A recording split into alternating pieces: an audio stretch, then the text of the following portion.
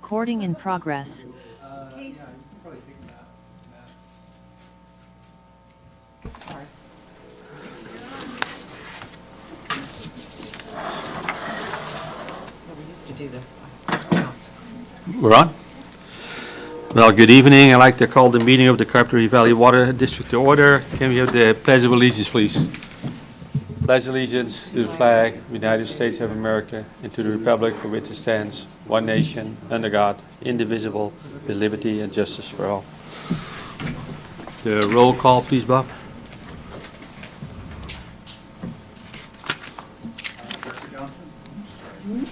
Sorry. Present. Director Roberts is absent. Director Balch? Here. Director Holcomb? Here. Director Van Wingerden? Yes. All right, 4 present with 1 absent. Then we got item number 3, public forum. Any person may address the board of directors on any matter within its jurisdiction which is not on the agenda. None. Then we go to the approval items, both 4A and 4B, minutes of the regular board meeting held on February 14th, 2024, and B, disbursement report for December 16th, 2023, January 15th, 2024. And this is just for the minutes, Both of them, right? both of them? Because Yeah. Disbursement report as well. Sorry? Disbursement report as well. Unfortunately, we didn't set up as a consent agenda. Okay, like that's we what, should that's have, what yeah. confused me. Oh, okay. Okay, Sorry probably about motions that. to approve both of them? Or only A? You can do either, I or approve both of them. you can motion to. Make a approve, motion yeah. to approve both of them. Second. We got a motion and a second. Any discussion? Yes, I have a question on page 8, just for information. What is BNI Mellon Corporate Trust? Yes, I reviewed the monthly bills with Director Holcomb, and that was one of the ones that we reviewed. So I apologize there for the description, wasn't very clear, but these are principal and interest payments for the 2016 bonds as well as the 2020 A, B, and C bonds. Oh. And BNY is our trustee for those bonds. For covering what period? It's the 2016 bonds and 2020 A, B, and C, so they're semi-annual. For the 2016, the first one, 113,000, that's actually principal and interest. And the other 3 are all interest payments, and they're semi-annual. Okay, so we see a charge like this every 6 months. Yes. Is BNY new or no? No, we've used them for at least 25 years. Oh, okay. Yeah, they act as the intermediary between us and our bondholders. Okay, all right, thank you. That's all. Yeah, we haven't got a taken motion and a vote yet. second. Any more discussion? Then we need a roll call, please. Director Johnson? Aye. Director Roberts is absent. Director Balch? Aye. Director Holcomb? Yes. Director Van Wingerden? Yes. Motion carries 401. Then we have item number 5, unfinished business, none. Then hereby we adjourn to the regular meeting of the Carpinteria Groundwater Sustainability Agency. And I'd like to call that meeting to order. We have 2 speakers tonight. Item number 2, public forum. Any person may address the board of directors on any matter within its jurisdiction which is not on the agenda. I think, Scott, you wanted to speak on that one?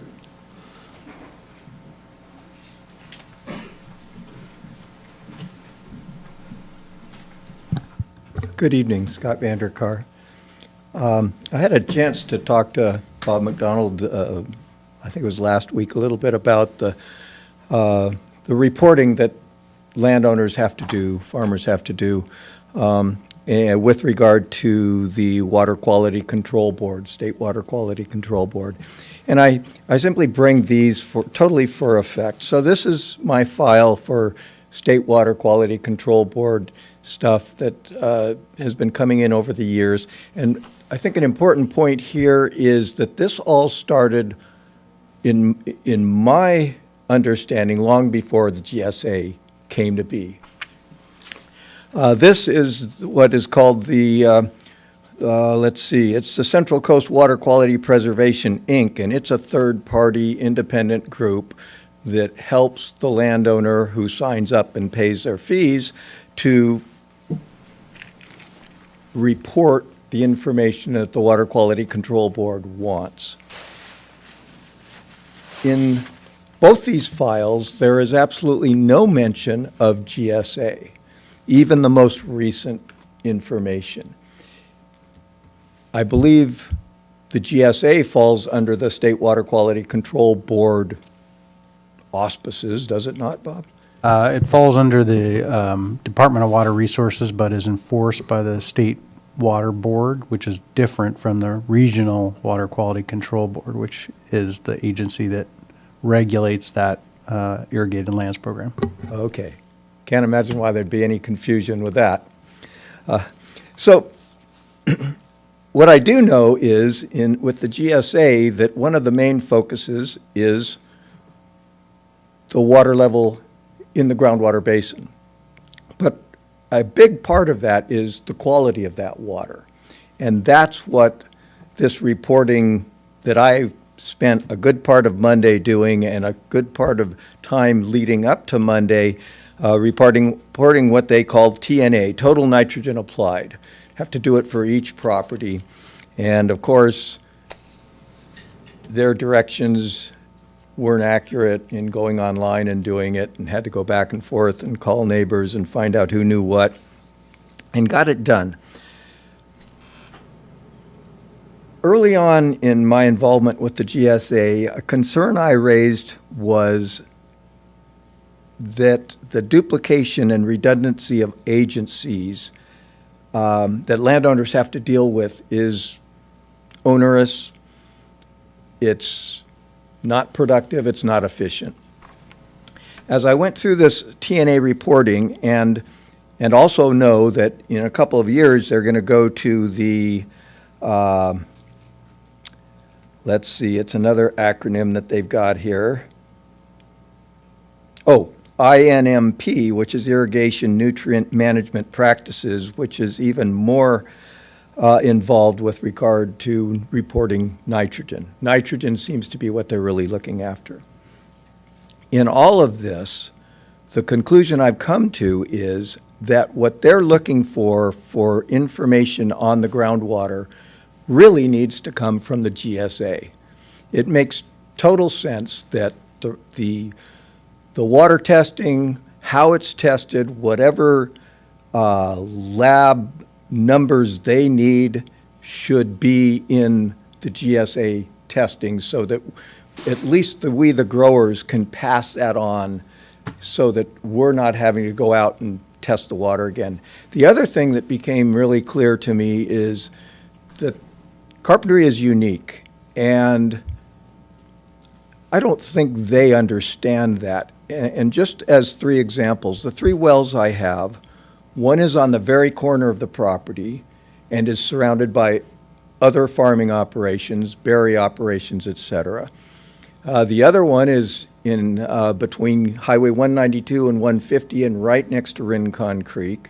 And then the third one that is involved in this is in Ventura County, next to Highway 150, backs up to Los Padres National Forest.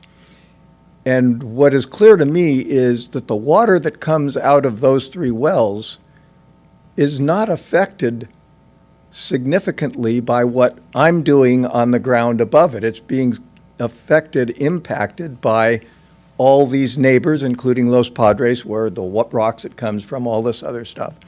So for them to be asking me specifically about my well and trying to draw conclusions on my wells is not the right way to do it. The right way to do it is exactly what the GSA is doing, getting this system of wells throughout the valley in the zones and recognizing, getting data on those zones and directing the Water Quality Control Board to where, if there are any problems, and what to do about it.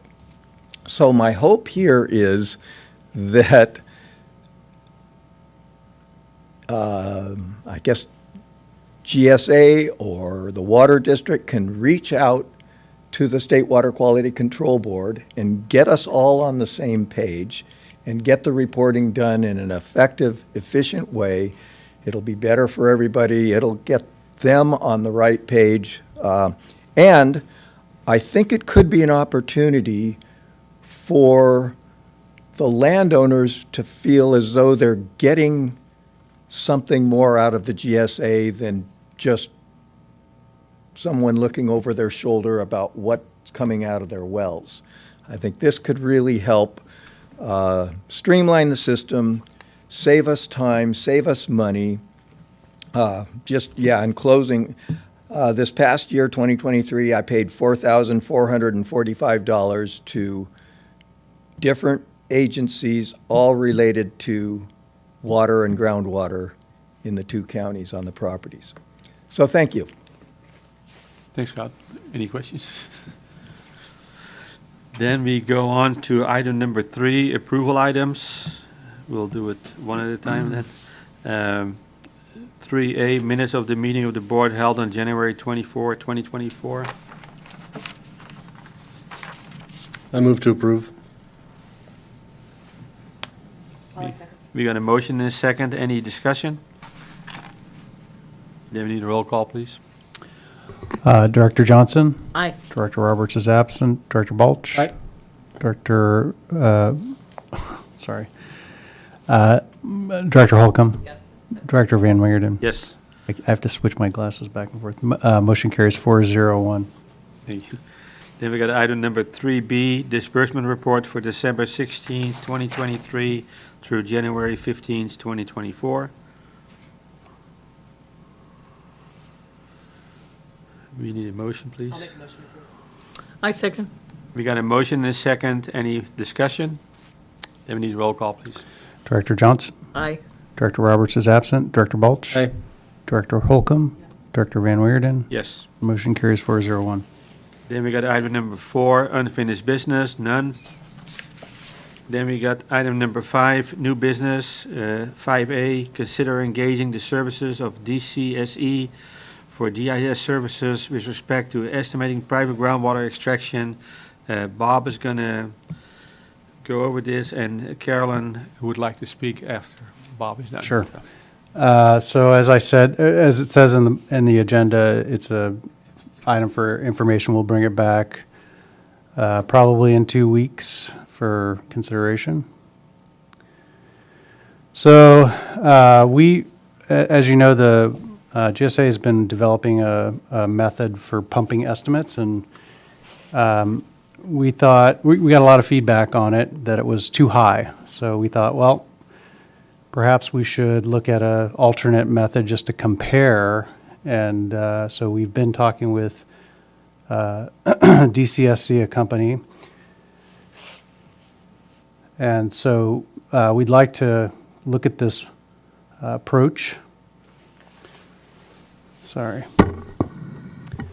So Could we, just so we know, what does DCSE stand for? that's a good question. I'm not sure what the acronym is for, but it's a company. This is what they do. They specialize in GIS, what we call remote sensing. So would you like do business with a company without ever knowing their name? Well, their name is DCSC Oh, Inc. Okay. I'm guessing it has some technical, Or the name. longer name, and they shortened it so that people wouldn't have to say the whole thing. But that's the actual official official name of their company. Okay, thank you. So what their method does is it looks at, well, our method does this same thing, but it doesn't consider evapotranspiration. We use a different approach where we use like a factor for crops, and we calculate what the need is for the crops, and then we figure the rest of this out.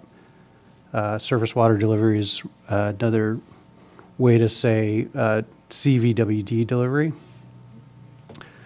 So the water delivered plus the rain minus, and this red term is another way to look at plant water need.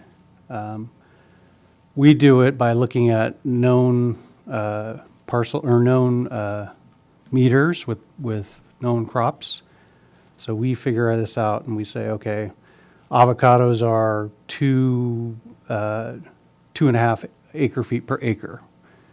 And then we apply that, and then we look at this and we say, okay, The need is for, let's just say for 10 acres of avocados is 25 acre feet a year, and we delivered, maybe 10 acre feet, and it rained 5 acre feet, and so there's a deficit of 10 acre feet. We then assume, okay, that likely came from groundwater if there's a well on the property. This approach actually looks at instead of using other known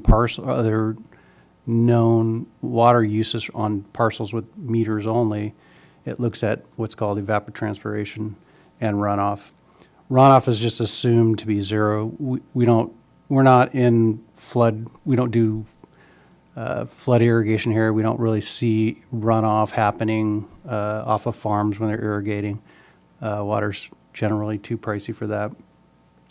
So we just look at, or DCSC just looks at evapotranspiration. So what they do is they capture using satellite photos that come across every 8 days, or satellites come across every 8 days and take photos.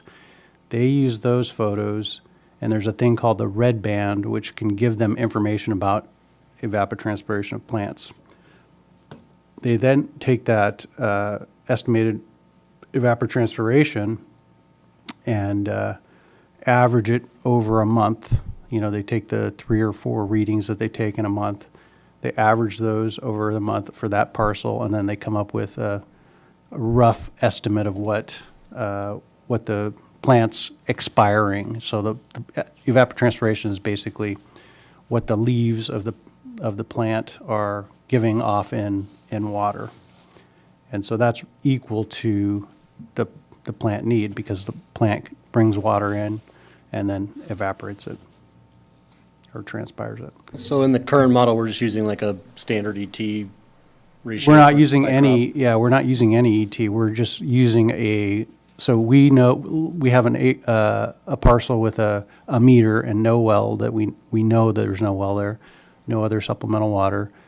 We have 10 acres of avocados, and we deliver 25 acre feet. And so we say, okay, we have enough of those that we can come up with a factor of 25 or 2.5 acre feet per acre for avocados. So we did that approach. We've been doing that approach for many years, and we did it again this year for 2022, and we sent out letters to all of the ag parcels that showed a water deficit from the water that we delivered to them. And those folks, what we were looking for was feedback. Tell us if this seems right to you, We got a lot of feedback, and that feedback was, no, it seems too much. And, that may just be a automatic response to try to lower the obligation. I don't know, but it was pretty all over the map. We had some people saying it's half of what we're saying, and some people were saying, yeah, it's close, but it's a little bit high. So there was a variation. And there are variations in crop use depending on slope, flat, direction of slope, microclimates. Some areas might be foggier than others, so they may not use as much water. So there are variations spatially across the district. So that could be part of it. So we wanted to have a method where we can kind of have a second independent approach and look at, okay, what happens if you measure the ETO and then you do the same formula? How close are we? So this is just kind of, there are situations where there's actually percolation or recharge, and that's when there's more water on this side of the equation than there is on this side of the equation. And what that means is you get a net to the groundwater basin, so more water going into the groundwater basin. So in those situations, we don't contact or we don't charge the owner of that parcel. It's this second situation when it's withdrawing or pumping. And so there are certainly parcels where this situation happens with our current method, and I don't know if it will happen with this new method. It may. Generally, I think there's a band of error in both methods in which we can expect that, okay, this is just perhaps noise. Maybe this person's underwatering a little bit, and therefore, and it doesn't appear that they have a supplemental source, so then we would not bill them. So we did ask them to do a pilot study for us, just so we could see what kind of results we would get. And so these yellow parcels were the parcels that we included in this pilot study. So we supply the water delivery, and this kind of shows you, the shade shows you where the water deliveries were greater. So the darker blue, purple are the parcels that use a lot more water from the district. And then the lighter parcels use much less, which would either mean that there's not as many crops on there, or they've got a supplemental water supply. This is the satellite data for 2 months, so January and June. And you can kind of see January, it's really light, and that makes sense because there's not a lot of evapotranspiration. It's cool, plants aren't really transpiring water. Irrigation's lower in the winter. But then as you get into the summer, you can kind of see there's some dark spots in here that form. And when you look at the actual, I'll go back to the aerial photo without the shading here in a second, but when you look at the raw aerial photo, you can see, okay, this area looks like it's denser agriculture as well as this area, and so that would explain why these are darker blue. And then there are other areas where it's not that clear, but like, for example, this is a building, so you would know that there's no plant transpiration in that area. But if you go back, kind of see this area where it was dark blue. That was, that's a highly dense area of avocados, and then as well as this area right here. And then these, some of these are, the trees are spread further apart, or there's gaps in the trees, so it appears that those are, they have less ETO. You then take that data and you average the ETO, which is equivalent to the water need over the whole parcel. And that's just to put everything on the same per acre foot basis, so we can compare it to our method, because we really look at the entire parcel. Then this is just kind of a comparison of what happens over time. The to and from groundwater. So from groundwater is below the axis, and to groundwater is above the axis. And you can see as the rainy season starts, it starts to really reverse in direction. More water is going into the basin, and then kind of with precipitation here as well. This is a reflection of water year 2022, I believe. And then this pattern is typical with respect to ET and water supply. So you can see the crops, as the summer comes into place, need more water here, and so they start transpiring more water. This is kind of the end result.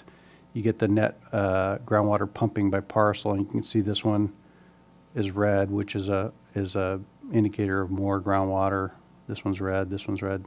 These ones less groundwater. In other words, enough water was delivered to these parcels, or pretty close to delivered to these parcels, that they were able to irrigate without supplemental water. And it varies. So these probably are groundwater only parcels. In other words, they're using primarily groundwater to irrigate their farms. These ones are probably somewhere in the middle where they're using a combination. And then these ones are probably using all district water. So this is, as I said, for information. I wanted to get it out there for discussion. It is going to be helpful for us to have this information as we make decisions on how we're going to allocate the costs of the GSA onto the various pumpers. We will, as always, have an appeal process, and so this will also give us some additional information, more than we've been able to get so far on what's really happening on various farms. So with that, I'll take any questions.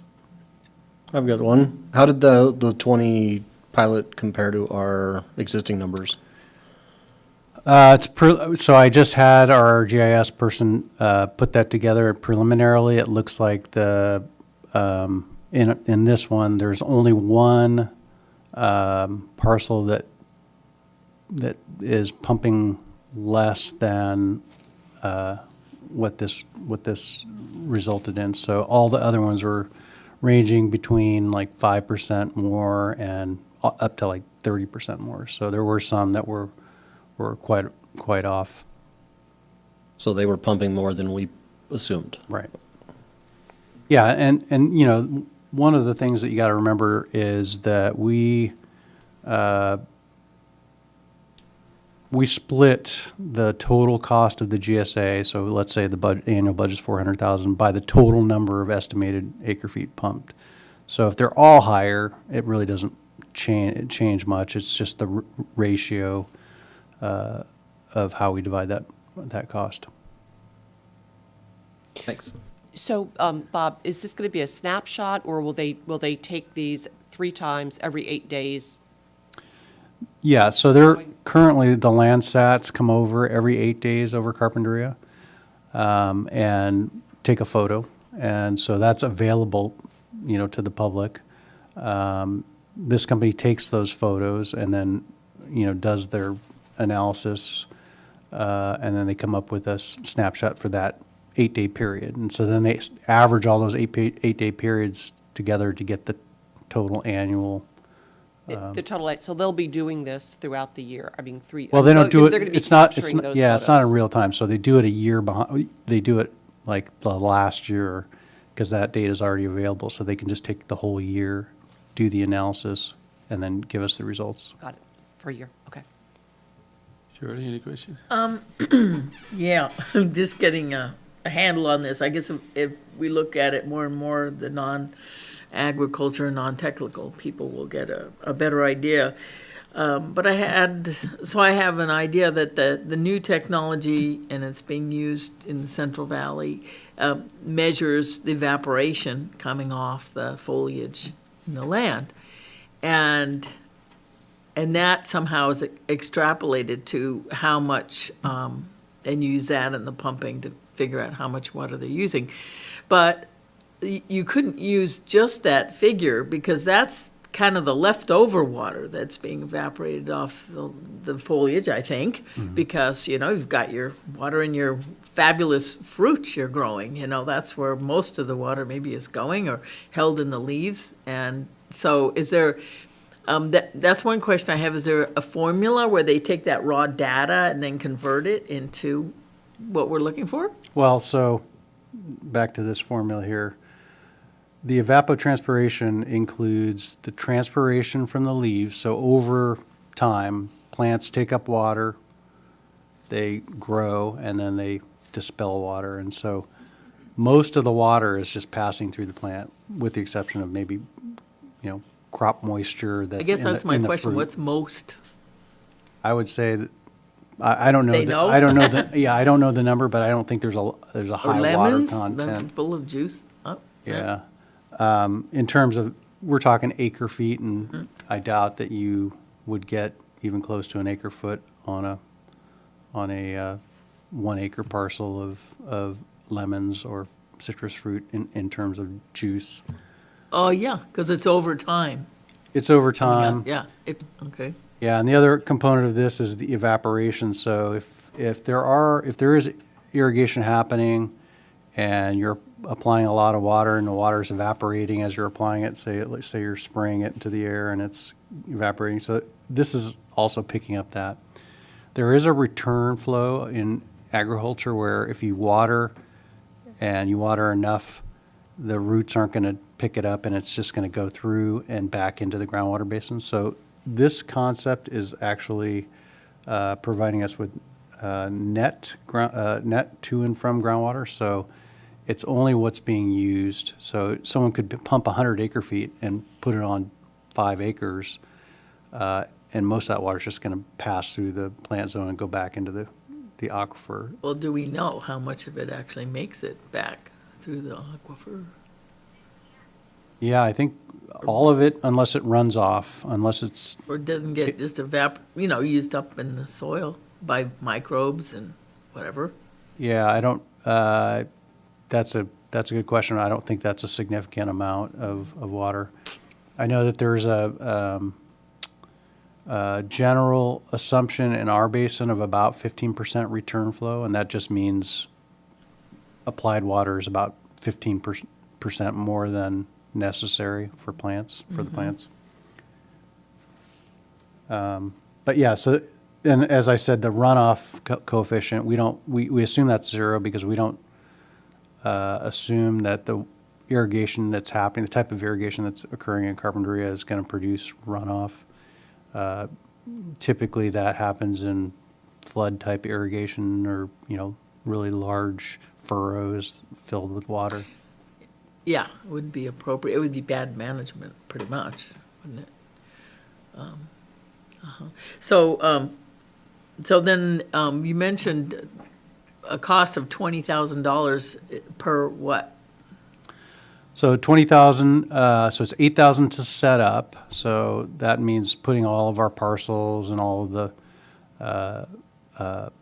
account numbers in the GIS, and then 12,000 a year to update with the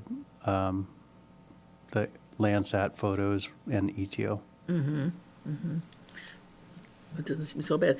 And so then who is paying for these fees, these These would be special part- actions needed to? Well, these would be figure out part of, who- part of the GSA budget. So each year we would budget 12,000. After this year, we'd budget 12,000 for this.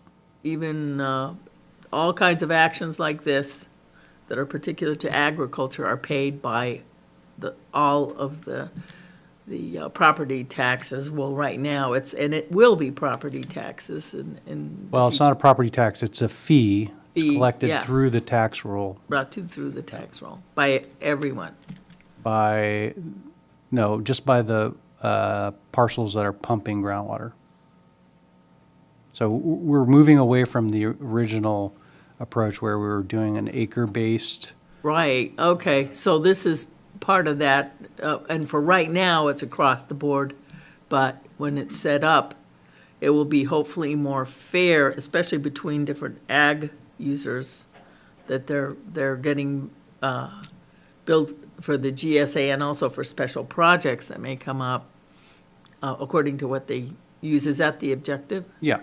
I mean, that was the feedback we got through the advisory committee, that a fairer approach would be to charge on a per acre foot pumped basis. And no mention of meters so far in this whole process? Oh, there's mention of meters always, but, Yeah.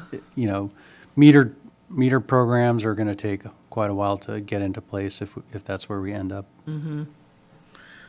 Okay, I guess that was my questions. Thank you.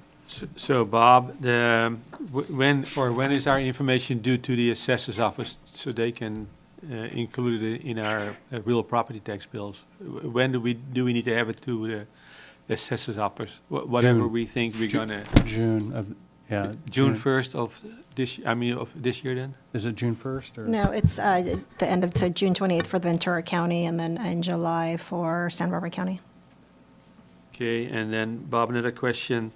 The recharge, is there gonna be a credit to farmers that farm in the recharge area because they'll go back in the groundwater? But if you don't farm in the recharge area, you don't get the credit? Well, I mean, I think by virtue that it's a net calculation, if we were to use this, it would essentially be a credit to whoever's irrigating. Right, but the people or the farmers in the recharge area are putting it back in the groundwater. The farmers that are farming in in the non-recharge area where the clay cap is at, they're really, and I'm not picking anybody here, I mean, I got parcels in both, but I mean, they're not contributing back to the groundwater. Yeah, and there is you're reminding me, there's a limitation on this method, and that is it can't measure ETO from covered greenhouses because, there is no ETO. It's a building that has controlled environs, and so it's, there are two types of agriculture that we would need to figure out how to better estimate what the pumping is. Greenhouses and riding stables, because riding stables also irrigate or dust control their with water, but that water typically doesn't persist. So whenever the satellite flies over, if they just happen to be watering, then it would pick up the water use. But if they watered the day before or the day after, then there's no evapotranspiration happening on dirt. Right, but then the other question is, the information is 12 months behind.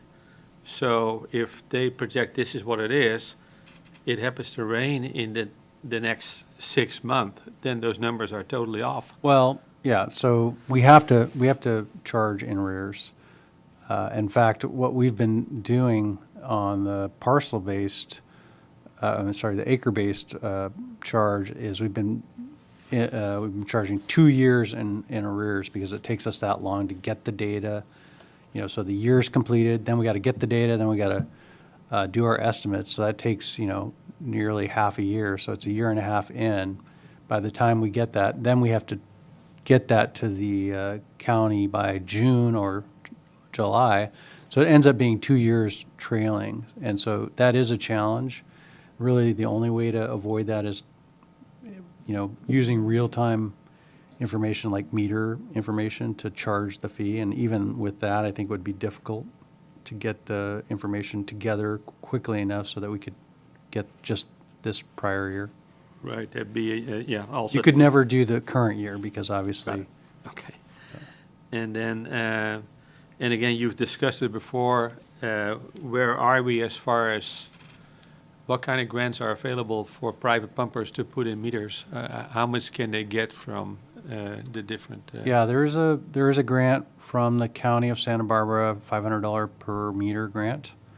The GSA would just need to pass an ordinance that it has a meter program. Right, but volunteering to pay for everybody's meter, is that not going to work?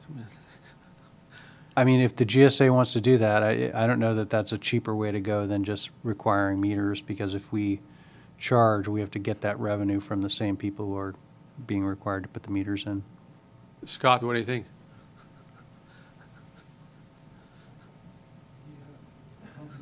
What you're thinking. Well, I'm just saying, it seems like, once everybody put it, because the only reason I bring it up, I talked to some of the other growers, and they all got basically their estimates, and some of them think it's too much. I said, well, then put in a meter and problem solved. We don't have to argue. I mean, it is, but for some reason, there seems to be a disconnect with the farmer wanting to pay for the meter and having accurate data. I mean, it seems really weird that if you don't trust the district, then put in a meter and we're done. So it is. We could have a program that is structured that way, where a basis of appeal could be your own meter reads from a tested meter. Right. I'm just concerned there's going to be a lot of back and forth between the district and the private pumpers that disagree with. Yeah, there already is, and we don't expect it to change. I think it's we're doing the best we can without meters, and that certainly is an approach to resolving it. To put meters in, or if you'd like to put meters in, put a meter in to appeal what the district or what the GSA is determined. Okay, and as far as base and recharge, whoever is in the recharge area, is that going to be part of the GSA, you think, or that's not going to happen? That's a policy that we could discuss. We don't have that policy in place. That would require us to develop a policy and adopt it as a board. Yeah, I know it's a big deal in Ventura County. That's why I'm bringing it up. Anybody else? The clarification on the Santa Barbara grant. So Santa Barbara County has a grant for individual meters for, can you say that again? So the county water agency has $500 grants for any individual farmer who would like to put a meter on their well. Okay. But the GSA, in order to qualify, the GSA has to have an ordinance, a meter ordinance in their area. Thank you. Okay, Yeah, I want to make one thing as well. So are you going to take further steps to test this evapotranspiration technology and pass it by the ag users and see, or how do you envision taking the next? Yeah, I mean, I don't know that there's a way we can test it. This is used in other basins, so, including, as you mentioned, in the Central Valley, OpenET is a big data source for this type of calculation. And OpenET is basically the state gets the data from, the satellite companies that fly over, and then they provide it to the public. Basically, you go to OpenET, Google OpenET, and it'll be basically all of this information. What you do with the information is, exactly what these folks are doing is they put it into a map form, and then they quantify what it means with respect to groundwater pumping. Okay, and then my only concern as far as customer classes and urban and residential water users and the expenses that are, involved with trying to get this data correctly and accurately to satisfy everyone, is that, the other classes are paying for all this back and forth. And it always starts off like not very expensive, and then it just keeps adding up. And I hope we can, keep the payments, reasonable for who gets the benefits. Yeah, and this who is, puts the pressure on that. this is funded by the GSA, so there's no classes, it's just the pumpers. Well, they're determining how much each one pays, right? For their water use, rather than just across the board per acre, right? But all the work and technology to arrive at this figure is paid by everyone. And when we set up the GSA, one of my concerns was that the biggest pressure on the water, basin, especially during times of drought, is, agriculture uses more, and of course, people with, residential can cut back more, because that's just the nature of the animal. So, and it was assured, oh, yes, this will be, I don't know, yeah, what was it, $6, on your bill or something like that. And, but as it, it gets more and more complicated and technical, and, these costs tend to go up. So I'm just, and the beginning basis was just the administration of to set it up, and, the pay the power bill, and the desks and all that, So that's my point, is that I hope that can be, because we really haven't discussed it much as far as between classes, Yeah, starting fiscal year '25, which starts July 1,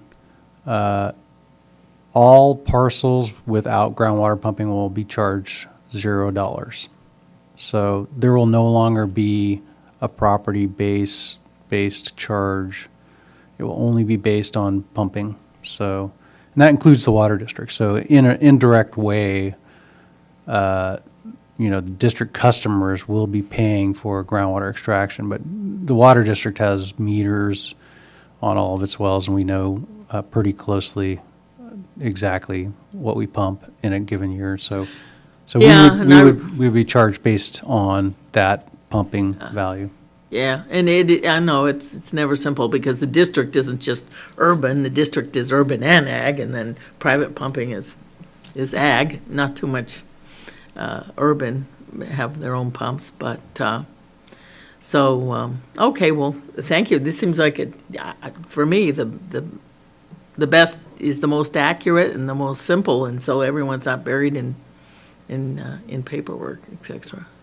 Okay, Carolyn, actually Carolyn has a speaker slip, and if you want to give a speaker slip to Lisa, that'd be fine.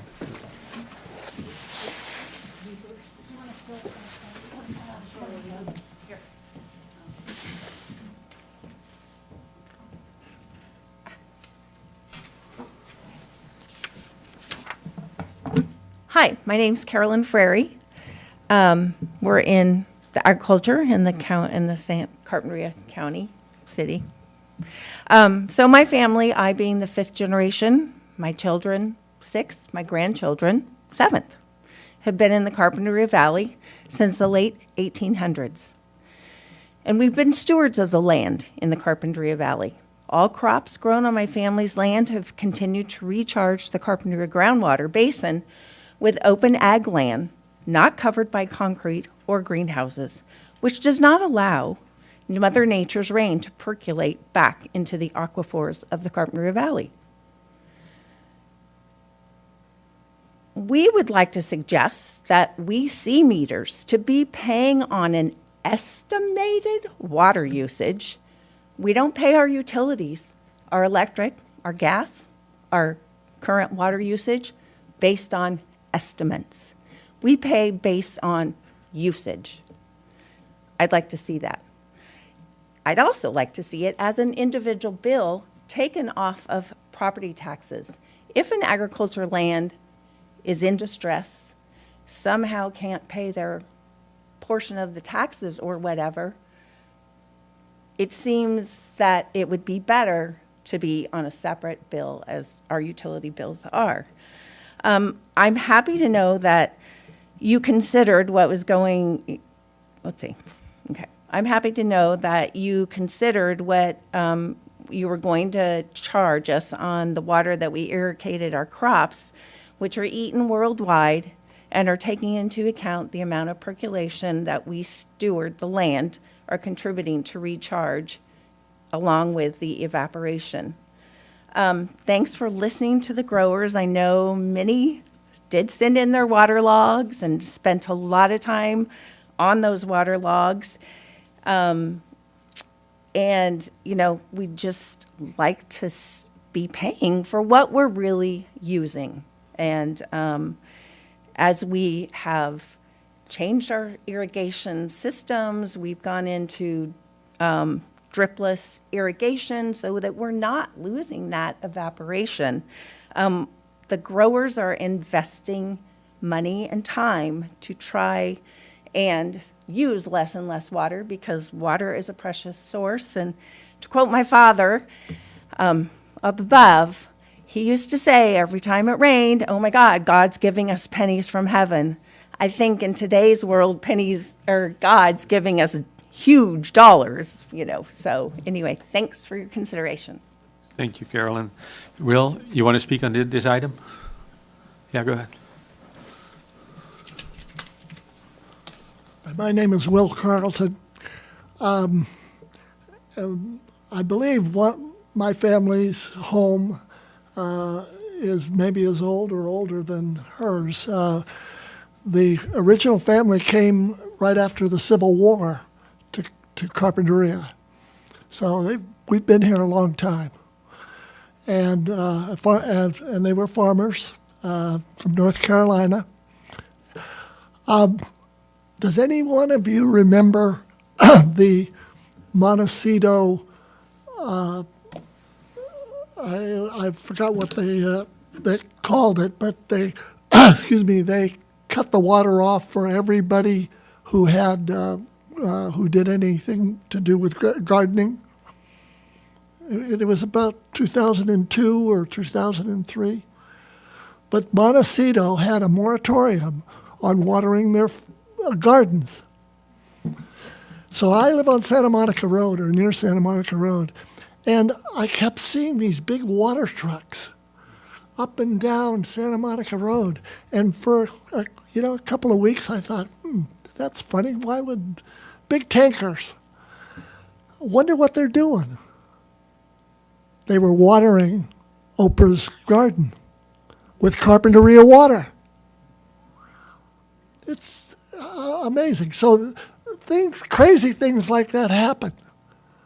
And I can only say to you, I spent 25 years at Hewlett-Packard. I'm a bit of a technologist. Take the time, for goodness sakes, come out to my well as as an example, but take the time to put a meter on every well in this valley. I don't know, I just can't imagine it's going to cost you that much.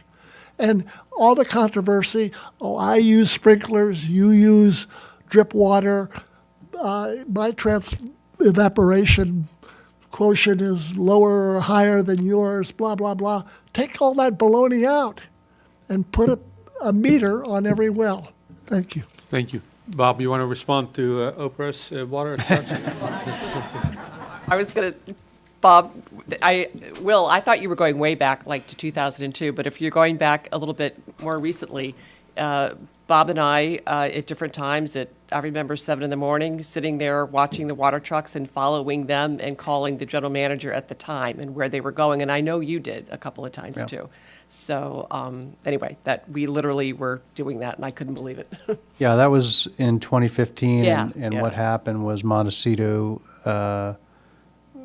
they put into place penalty fees, which Right. basically doubled the cost of water, and so a lot of the irrigation that was happening was replaced by tanks in those properties, and water was being transported.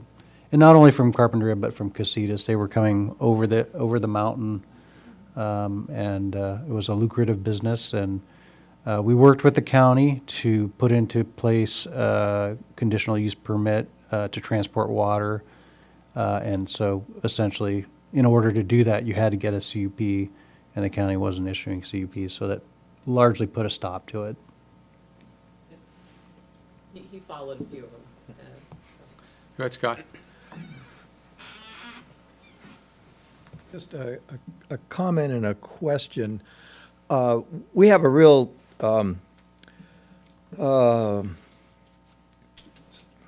special guy, Ben Faber, in the Extension Office, and his expertise is irrigation. And there are others in Ventura County, Santa Barbara County, and I would really like to have a good description of this that could run by some of those experts and get their input.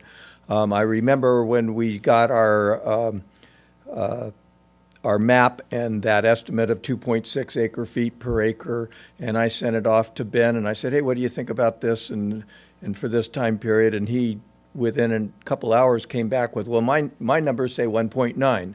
So I don't know exactly how he got to that. It had to do with evapotranspiration. One of the questions, or the question that came to mind, is with regard to precipitation, and I know we talked about this in our committee meetings, is especially with climate change, and we've seen it recently in the last couple of weeks with the rain.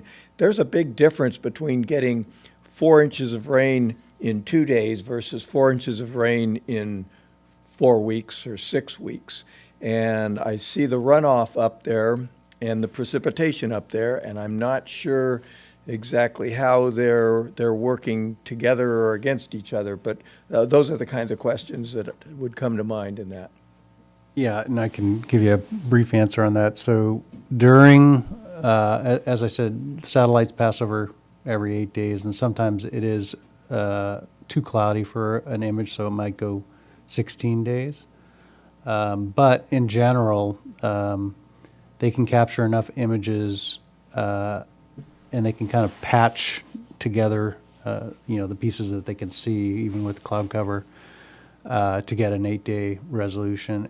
And so when it's raining and they see, oh yeah, there's, in this 8-day period, there's been 4 inches of rain, that's going to push the equation so that net water is going to the groundwater, and so there is no calculation of groundwater pumping during that period of 8 days. So then you go to the next 8 days, and if it rains 1 inch, then it might start to go back towards the extraction side. So it's doing it on 8 days by 8 days, and so it gets pretty close to capturing all of the rainfall impacts for, for irrigation shutdown or lack of withdrawal.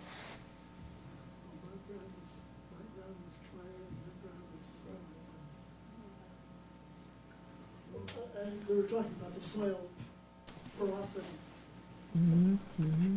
Okay, Bob, sorry, Shirley, you want a question? Yeah, one other thing, is how does the evapotranspiration, it seems like the readings off of trees and leaves would be a lot different technically than pasture land or polo fields, which are especially constructed to be porous, and they may or may not be over a permeable land that can reach the groundwater basin. Probably not. I don't know. But how does that figure in? There's a 'Cause that's lot of there's land a like that. relationship, a known relationship between. So ET was based on turf. So they set up what's called a sim station on a big lawn, and they say, okay, the ET coming off of this is one unit per acre or whatever. Then they figure out the relationships to avocado trees or to cherimoya trees or to other types of crops, and they can basically say, okay, the ET is this for that crop, and I think they do the same thing with satellite. They calibrate it to turf, and then they go over and use the factor. Oh, thank you. That helps. Thank you. Okay, I have a question if the rest of the board will support it. I, with what Will's proposing, get these meters on these wells, if through this is a GSA issue, as soon as possible, if we can have that discussion and see if we're allowed to put the meters on. Heck, we got $500 a meter already from the county, so that's 25%, it's not bad. And then any grower, and it has to go to the GSA, and it would be charged through the system then, but at least the meters are on, there's no more argument. And personally, I think we should only approve it if those pumpers are willing to be on eye on water at the same time, so there is no question of what's really going on. And the people that don't want to do that, fine, don't do it. We'll tell you what you're going to pay for, and if you don't like it, prove us wrong. But to me, I mean, we're open to a lot of, dialogue or arguments if we don't get a handle on this sooner than later. So I can have staff start working on a policy, and we'll bring it back to you in the next couple of GSA meetings. perfect, thank you. I had a quick follow-up. So is it a staffing issue? Like, I'm sure this is USDA gathered ET information that the Alphabet company is using to figure out ET? No, they use what's called OpenET. It's an open source data set. Okay, so so they're just creating that granular by APN to get the source that OpenAI doesn't have? Is that what we're getting from this service? No, they're doing all the spatial work. So they basically take the OpenET info, they apply it to, the area spatially, then they parcelize each parcel, and they say, okay, this parcel has this much ET coming off of it and this much water delivered to it, and it's basically a parcel by parcel equation like Right, that. so OpenET isn't parcelized? No. Okay, no. so they're doing that part, okay. And then, okay. Yeah, I mean, I think the meters seem like the way to go, right? And then, I mean, even if it just takes a simple ordinance of us permitting meters to be open or eligible for the county stipend, I mean, the sooner the better, I would think. Yeah, before so that I did talk to the water agency about that, and they said that they would normally they wanted a mandatory meter policy, but I asked them, well, what if it's, a meter policy that says we're working towards getting meters on all of the wells, and they said that would probably work. Yeah, I mean, it seems like, metering is quite an undertaking, but, if you can opt into metering and then opt out of ET or some other calculation, I mean, that's probably the quickest path to get meters available to be installed. If you want to do it, you have the resources to do it, and, the grant comes through, you can execute it as soon as you can. I mean, I don't know how, I guess it'd be interesting to see how you guys come up with, whether that's a GSA thing, or whether that's individually metered, and how that would all come out would be interesting. Yeah, we have a model. There's a model down in Ventura County, and they've been doing it for a while, so we would probably just copy what they would do. Yeah. Thanks. Right, because in Santa Barbara County right now, when you drill a new well, it's mandatory that you put a meter on, but nobody's drilling wells because it was not allowed. So, and I think in Ventura County, that's the ordinance you're talking about. Right now, every pumper already has a meter on their well. So it's not brain surgery, so it is, okay, thank you. Thanks, everyone. Thank you. Then we go on to item number 5B. Sorry? I just had a question. Sure, go I ahead. mean, so if you already have, many of us have, okay. We have injection pumps on our wells to do our fertilization. So if we already have a meter on our well, can those meters be used with your program? Yes, so one of the things that we indicated during the initial send out of data where the map was sent out and the estimate was sent to the owner was, tell us if this is correct, if you have meter data and you think it's wrong, let us know. And so we have had a few growers provide meter data. One caveat though is that, if we do rely on meters, we need to make sure those meters are calibrated because meters go out of calibration pretty Right. quickly. Right. So, Great. Yeah, okay. Thank you. Okay, we go on to item number 5B, consider proposed rate and budget schedule for the ZSA fees for information. yep. Just wanted to get this in front of you because it's already March, or it's almost March. And this is the 218 schedule for the GSA. We don't have to do a 218 for the water district, and so that's because we did a 3-year rate adoption last year. But the GSA was a year by year, and so we need to develop a budget for fiscal year '25. And we have a draft budget, and so we should have kind of a finalized budget by the end of the week. And then we need to come up with the fee, basically the number of acre feet pumped. I'm sorry, the total budget cost divided by the number of acre feet pumped. That will be the fee. And then we need to send out a 218 notice with that fee included.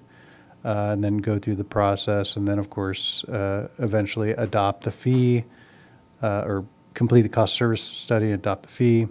Then we have to let the county know what those fees are going to be for collection. So that has to happen by June of this, 28th of June of this year for Ventura County, and then August for Santa Barbara County. But we want to get it all done all at once. So this is the schedule. It will be a tight schedule, and we'll have to have probably some meetings, some GSA meetings, just to make sure we keep with this schedule. So just want to get that out in front of you. Okay, any questions? Thanks, Bob. Then we got item number 6, Executive Director Report, 6A, Financials.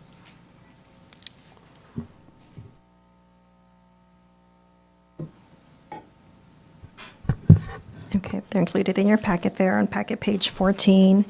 Member fees, so through December, we've received about $286,000 of through the tax roll. We should get another installment coming about April or May. Our overall expenditures, I'll just explain a couple of items there that stand out, which is GSA director fees and the employee FICA Social Security. So the district had some issues in setting up the GSA payroll system with our financial software and setting up the payroll tax accounts as well with the state. And those are now resolved, so we will be processing a payroll through that, I'd say, with this next pay run. So you'll see that currently they're at 0%, so next month you'll see those increase. Any questions?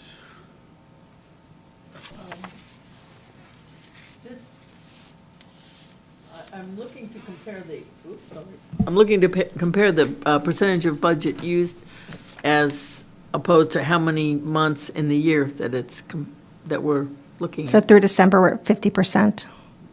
Okay, so all right, so we're using 61.5% used at 50% Of the member fees, and that's just dependent on how parcel owners pay their property taxes. So some pay both installments with the first installment, so we would get more, and some don't. So that's why there's a difference there. It's not exactly 50%.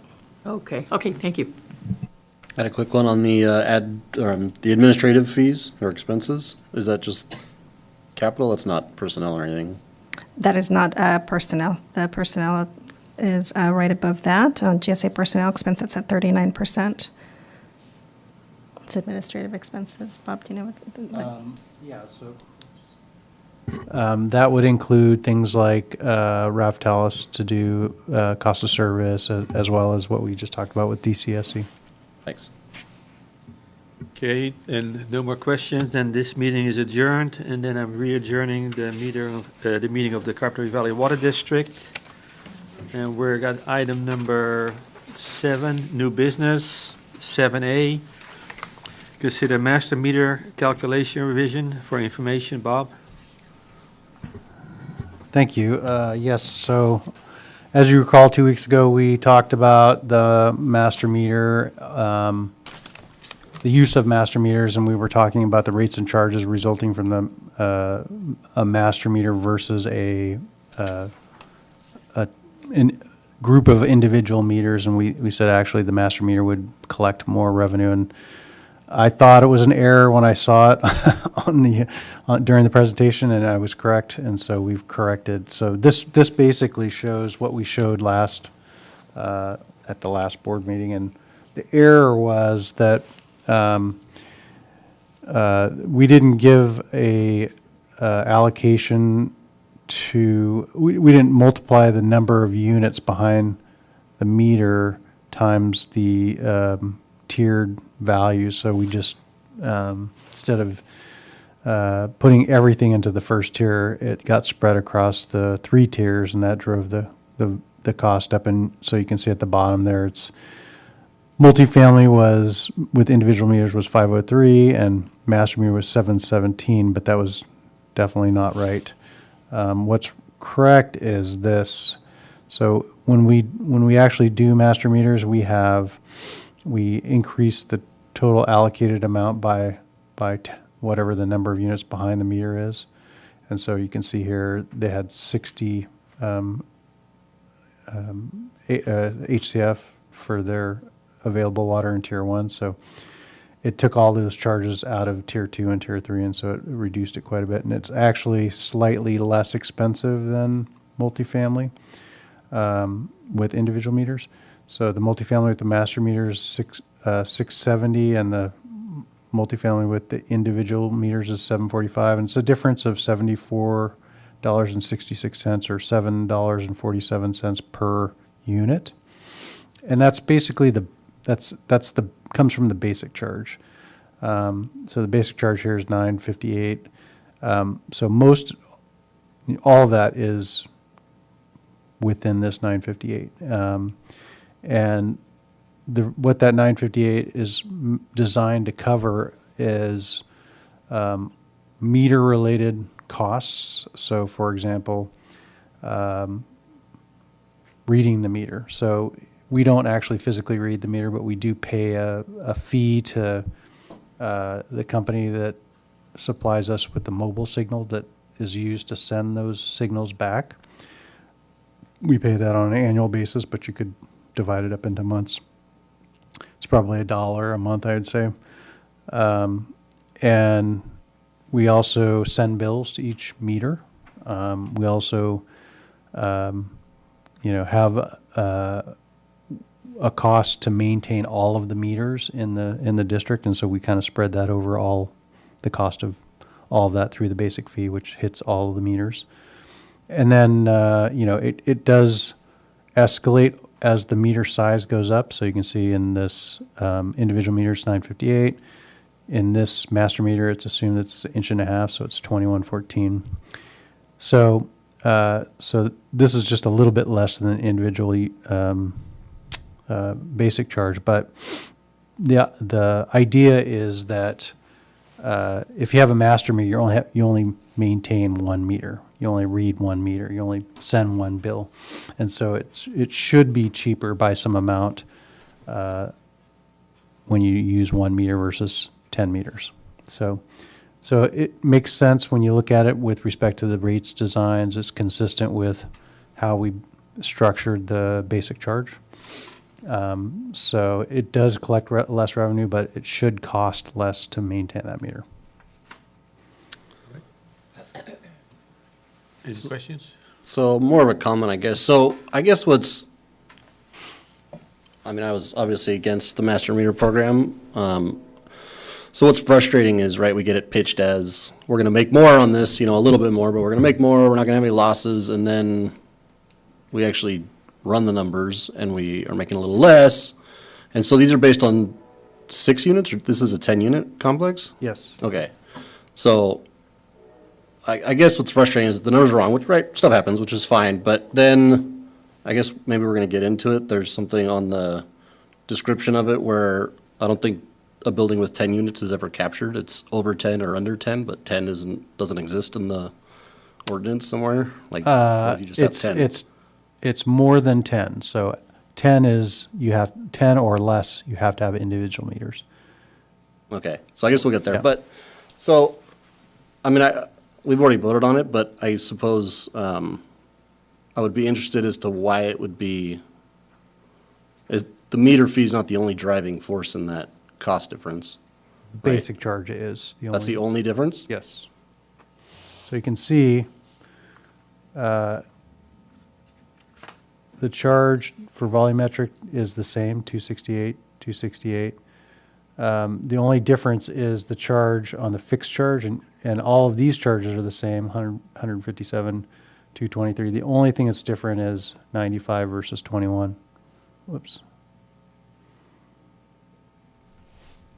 So it's the basic charge that really is driving this difference between the two.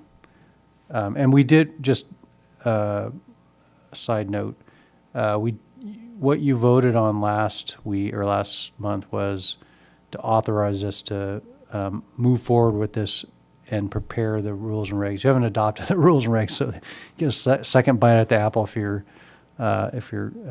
concerned that now things are different when you see this information. And I wanted to bring it to you so you would have this information before you made the final decision.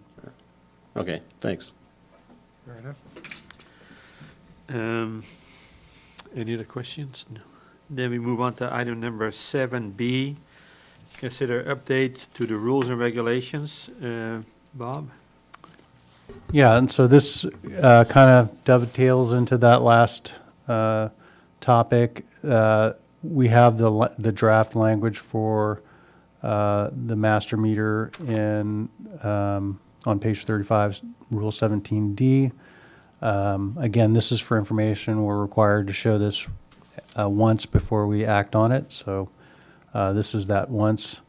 And then in addition, we have some revised language about our cross-connection program. There was a state regulatory change that was relatively big on backflow, and so we wanted to make sure our rules are consistent with that change. And that basically is they changed their authority from what was called the USC Foundation to the state's own backflow handbook. So, and there are a lot of differences in what the regulations now say.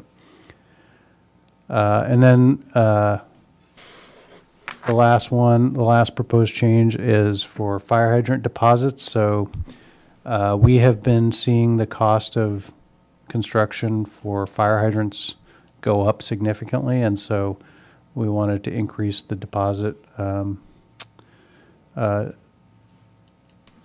Let's see, I think the current deposit's 35,000. We wanted to increase it to 48,000 because every time we request a deposit for 35,000, we end up going over, and then we have to ask for more money.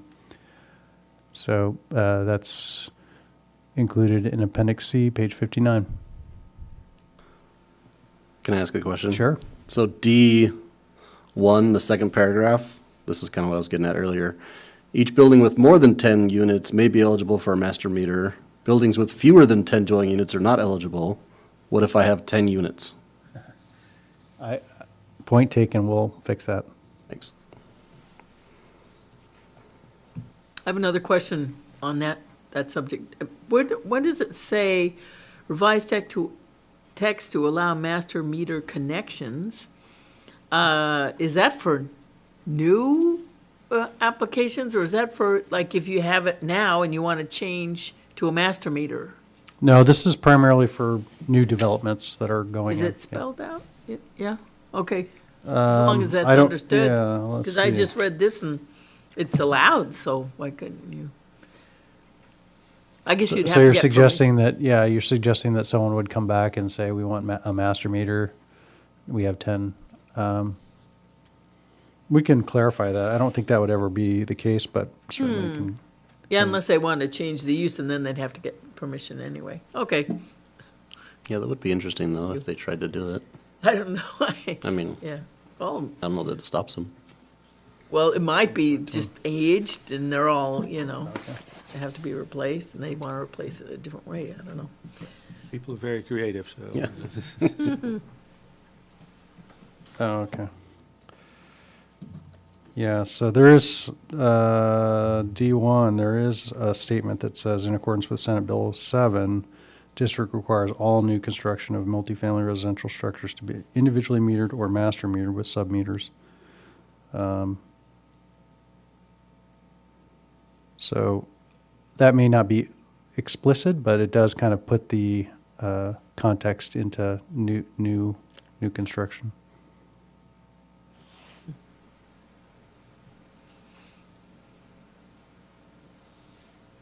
Okay, Okay. we're good. Then we move on to item number 7C, consider ratification of general manager approval for Raftalis scope and budget to update the 10-year fiscal model plan and rates model to reflect changes to baseline assumptions in the amount not to exceed $90,480. Bob, for action?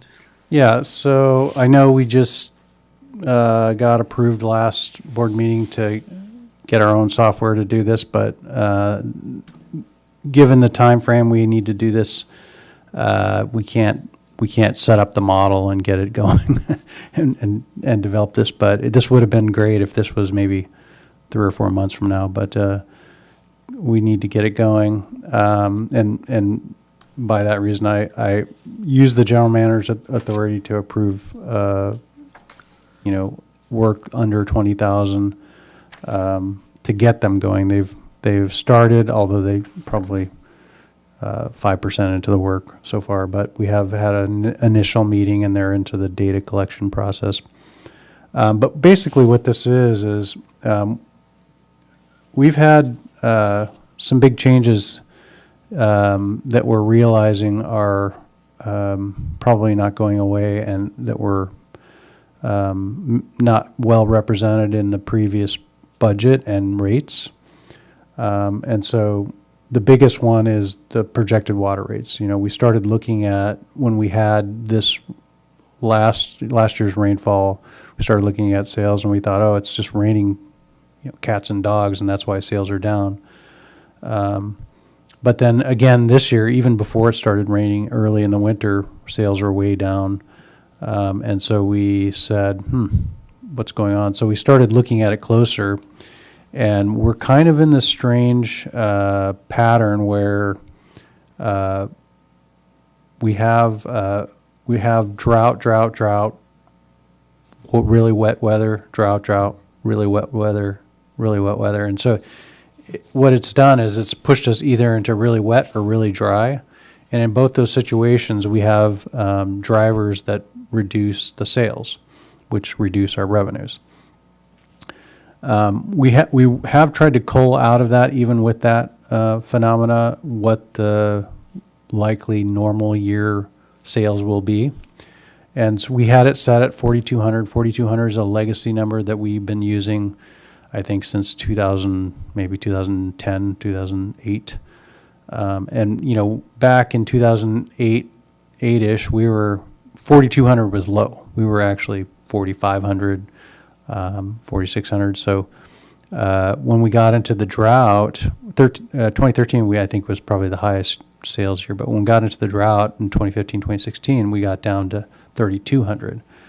And then that 3,200 persisted, you know, throughout the drought. Even in 2008 or 2017 was a wet year.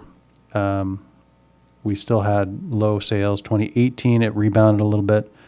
And then 2019 was a wet year, so we had low sales. And then 2021, it seemed to rebound back up to that 4,200, but then immediately went right back down in 23, 24, 25, or 24. And so we're kind of thinking, okay, that 4,200 is probably not a good number for us to use to base our projected revenues on.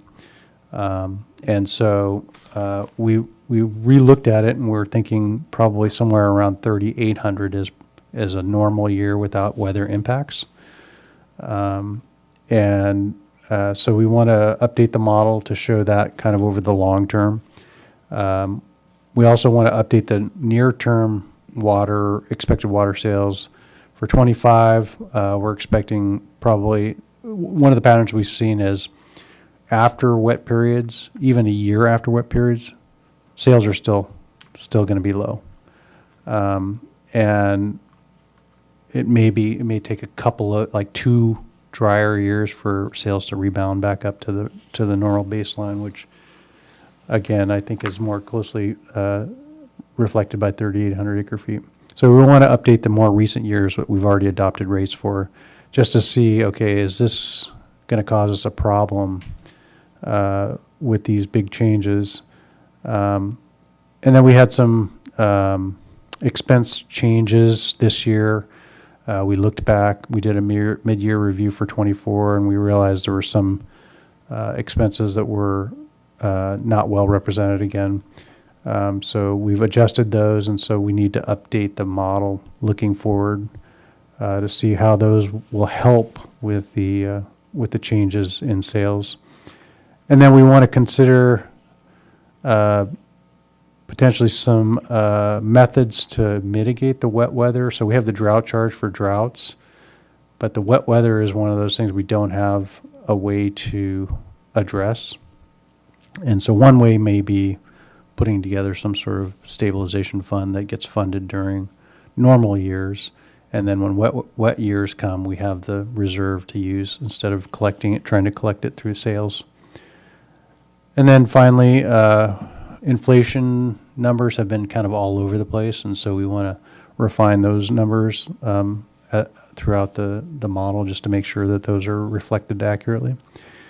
So these are all for the baseline model. And the reason why we need this kind of put in place is we want to have that in place to check and see where we are with respect to the baseline conditions on the cap.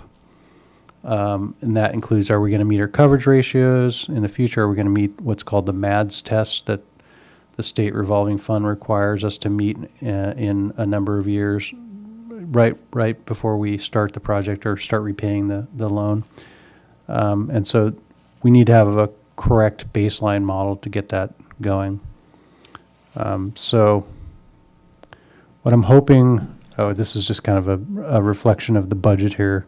So you can see, it's kind of hard to see, but our adopted budget was 3678. We've reduced it to 3370 for this year. And then our 24-25 budget was based on 4154 acre feet. And then we want to reduce it to 3,500 acre feet. And we're also going to be losing the drought charge, which we likely will be losing the drought charge. I'll bring that back in March, but I'm assuming that the board will want to move out of a stage 1 and into a stage 0 drought, and that will automatically take away that drought revenue. And so those all have impacts on revenues. The other, on the expense side, the biggest change was our Cater treatment. We estimated was going to be around 2 million for the year, but it actually is looking like it's going to be 1.4. And the difference is that we assumed that Montecito's use of desal water would offset their use through Cater, which would shift the burden of cost to Carpinteria. But in actuality, Santa Barbara, because they don't have a pipeline that can move the water directly into the South Coast Conduit, they're just treating Kachuma water, and they're taking on that cost burden until they get the pipe constructed. So we're at 1.4 for a little while, but we expect that to, when they do get that pipeline done, to shift back, and the burden will be increased on Carpinteria. So what I'm asking and recommending, or what staff is asking and recommending, is to ratify the GM's approval of Reftelis' scope and cost not to exceed $19,480 to update the 10-year financial plan. I just had a question on it. So I guess I'm a little surprised at the cost, considering we just did it. To update a few numbers is going to cost $20K. Yeah, it's a time and material contract, and my guess is that in the past, Reftelis has given us an estimate, and then I think they way underestimate how many meetings actually they have to attend and present. And so I let them know that this isn't that same thing, that you aren't going to need to present a report and do a bunch of meetings. And it did reduce the price, but not by that much. So I think they're hedging their costs. So it'll cost whatever the time and material they spend on it. So we'll try to make sure that we're clear in what we want them to do and manage, that expenditure of money. Thanks. Any questions? That was a pretty good explanation, because I was wondering what the expense change was, and that was actually down rather than up. But yeah, it would be nice to get a model that it seems the main driver of this is the less volumetric acre-feet water sales. So, and as we discussed at the finance, a 2% drop in acre-feet sales, not dollars, but quantity, it results in 1.66% loss in revenue. So that doesn't seem like a huge amount of loss in revenue, but we have to figure out a way to be flexible and I thought we already had some sort of contingency fund for changes, because right now we're structured pretty much so a lot of the heavy lifting is fixed costs that isn't influenced by water sales per acre foot. And isn't it ironic, as you pointed out, that during drought, we don't have a lot of acre feet of water to deliver, and we have to pay more for it. But when it's raining a lot, no one, people don't use as much because it's coming from the sky. So, but that's what everyone has to deal with. So, that was a good explanation, and I hope we can, get a software that can deal with this issue. Yeah, and we, again, we have to check with our bond covenants to see if we're allowed to, because the coverage ratio of our debt really drives the amount of revenue we have to have. So if we drop below the covenant ratio, then we're in trouble. We have to issue an explanation to our bondholders, and it's a big deal. And so what we're hoping that our covenants, our debt covenants, say is, yes, you can use, a pot of reserve money to offset those years where your sales are below what you expected and you can't meet your coverage ratio. So, Yeah, yeah, it's not just a matter, is it, of having the dollars and cents come out right, we can pay our bills and, deliver water on a regular basis, but that we have bond regulations to deal with as well, yeah. Okay, thank you. When will we know that? When will we know if we can, when will we know from the bond people if we can do those things? I just actually called them yesterday, so I haven't heard back, but Okay. within a couple days, I Great. expect them to Great. be able to review it. Okay, and then the only other thing was, I thought that Montecito was already cutting back on their portion of the cater treatment because of the desal tie, and I didn't realize that, I thought that had already happened like at least a year ago, that we were getting, that our costs were going way up as expected because of desal. I didn't realize that, Well, they are going up, and part of that reason is because Santa Barbara's using desal, but we thought in addition to that, Montecito's use of desal would also Correct. push us further into the red. and it just hasn't happened yet. Well, because the only way for Santa Barbara to get water delivered to Montecito right now is by taking their own Cachuma water Right. and doing an exchange with desal water, and they do still treat that, so then they get the burden of Okay, that volume. okay. I just thought we had already factored that in based on what Montecito has, on their cutback, so I didn't realize that hadn't happened yet. Thank you. Okay, Bob, I got a question. Yeah, we all realized that we got wet years, dry years, and that kind of fluctuates. But how do we really find out if the makeup of the families in Carpinteria, like the families with children, are leaving?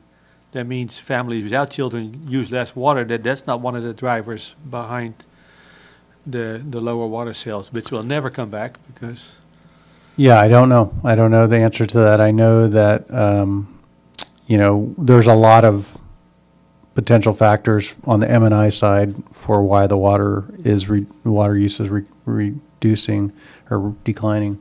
And yeah, it's a good point that it is both ag and M&I that are going down. Ag tends to go up during drier periods, but M&I not as much. And then during wet periods, ag goes way down and M&I goes down less than ag, but still goes down.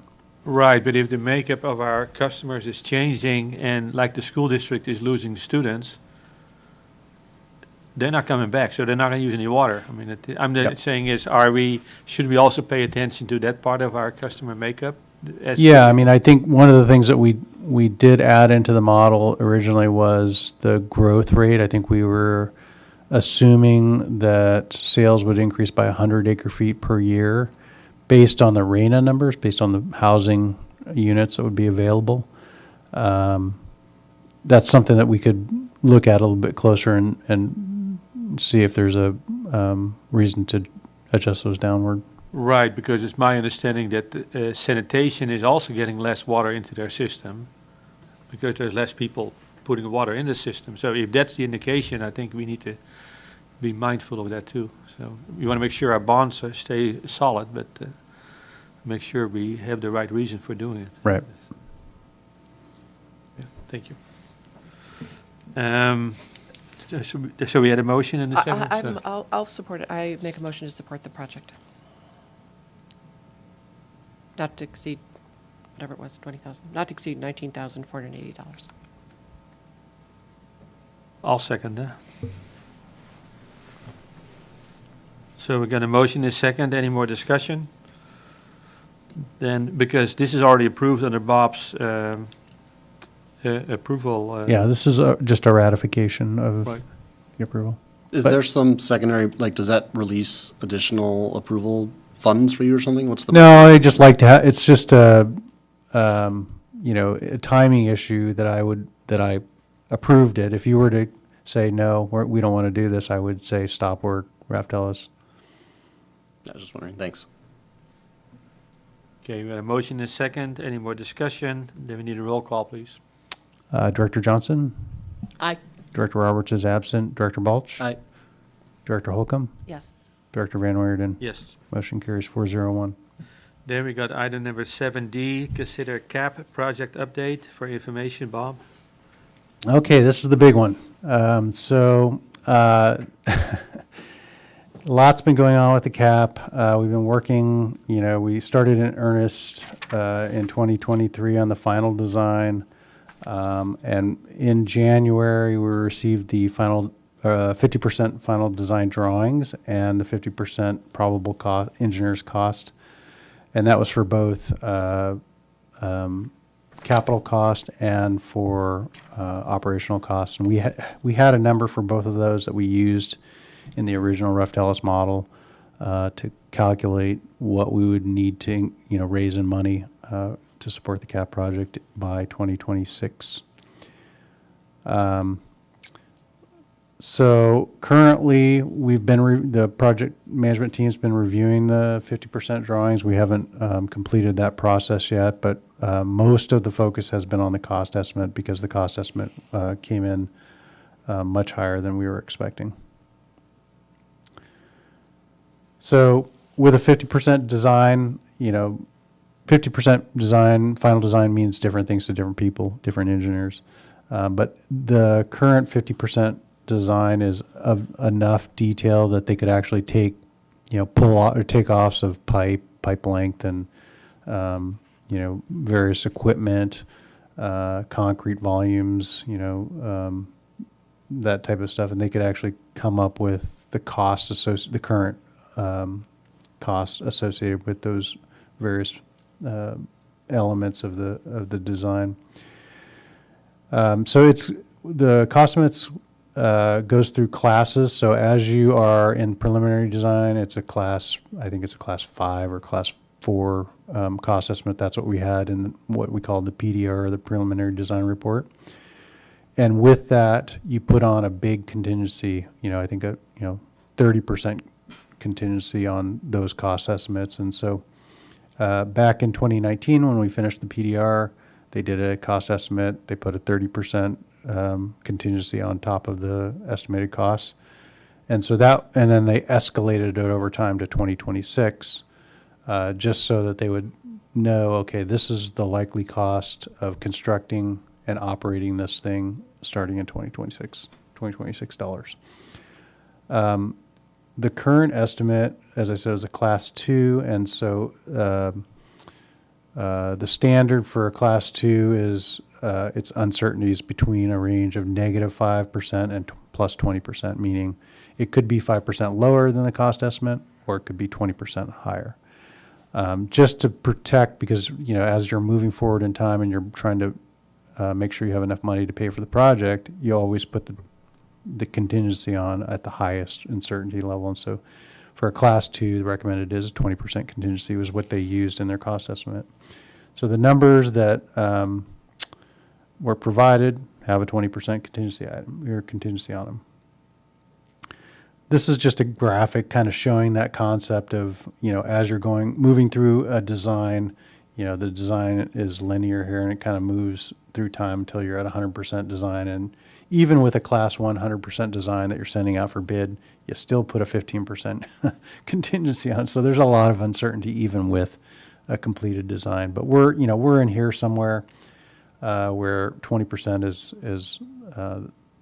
is the number that they suggest using. So, and I'll get into the numbers here in a minute, but one other thing that happened during the same period of time in early February, is that the $15 million grant that CAP was awarded from the state through the Recycled Water Project grant program was coming out of the general fund. And one of the things that happened at the state was during 2022, the rain caused a state of emergency. And so the governor issued an extension for tax filings in 2022. And so you didn't actually have to file your taxes till late October I believe it was of 2023, I believe. And so because of that, they didn't know that there was a going to be a budget shortfall until it happened in October. And so it set them back enough that they had to take relatively immediate action to address the shortages. And so what Newsom did was he did what's called a sweep. I've learned the language recently, but he did what's called a sweep on all of the departments to bring back money into the general fund. And included in that sweep was the grant program. And so the agency, the state board, took 10 million of the 15 million grant and took it back and said, sorry, we can only give you 5 million of the 15 million that we granted to you back in 2022. And so we're very disappointed with that, and we are working with lobbyists at CASA and Water Reuse to see if there's anything that can be done. The staff at the state board is saying no. It's a decision that's already been made. There's really nothing that can be done, and so we're assuming that that's going to be the case and that we lost that $10 million. There is a possibility that there's a water bond that's coming to the ballot in November. If that makes it onto the ballot and it gets approved, then that would probably change the picture a little bit, but it's unlikely that will happen quickly enough for our project unless we delay the project, and that's one of the options that we're exploring. So these are kind of the numbers from the cost update or the cost estimate. On the left here, this column is what we had. It was the basis of what we used for the 10-year financial plan. And so it was done in January of 2023. It was in $25. And this was the estimate of the AWPF, the treatment plant. It went from $16 million in 2025 dollars to $41 million in 2025 dollars. So that was a pretty massive jump in costs. And part of that was the, if you look at the ENR construction index, cost index, over 21, 22, and 23, the cost of construction for various types of construction went up on an average of about 30%. So, this is 100%, 120% or something like that. So there was obviously something wrong in here comparing this to this in the early preliminary design report. The rest of these, they look reasonable. The conveyance does look high, and we think that this may be a little bit high, but we have been getting feedback from other agencies that pipeline costs are just out of this world at this point. So this may have some truth to it. But the other ones, again, you'd see we estimated $6 million for the wells, for the injection wells.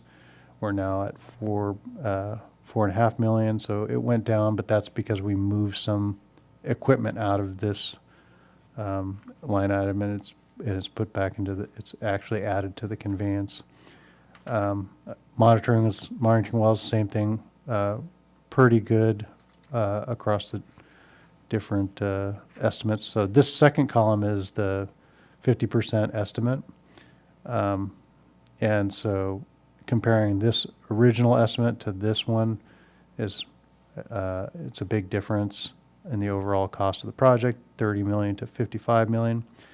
And then this last column is really just to illustrate the effects of the loss of the grant. So we had 16,150,000 in grants from the state in January of 2024, and then in February of 2024 we have 6.15.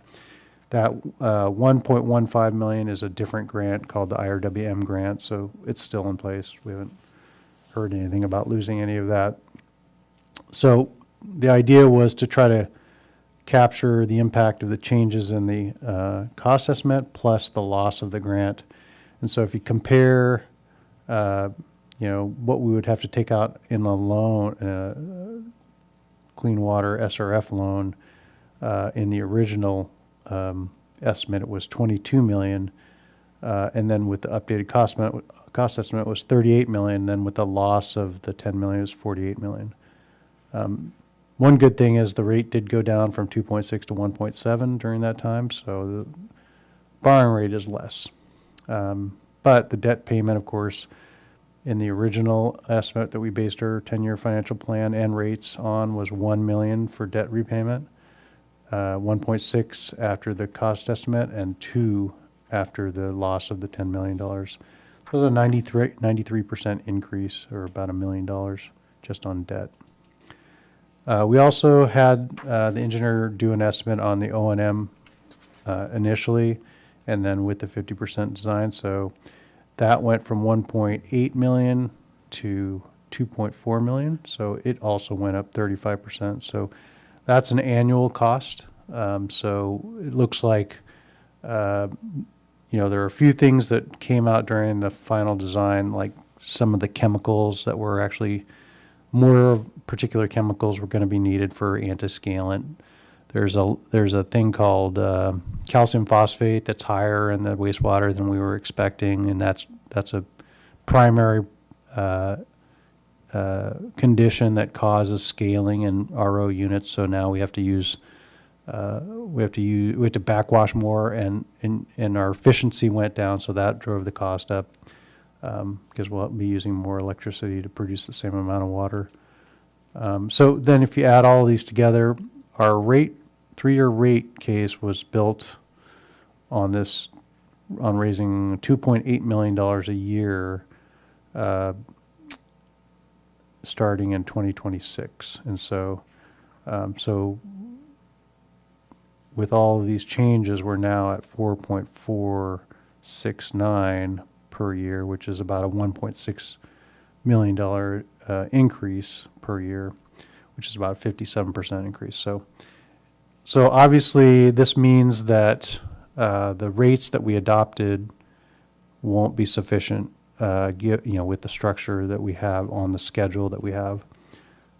So some of the strategies we're looking at is the first thing we did was we stopped the design process, and we said, okay, we got to do value engineering here to see what kind of reduction in costs we can find. And so we've been working on that. We kind of put the review of the 50% design on the back burner and started value engineering.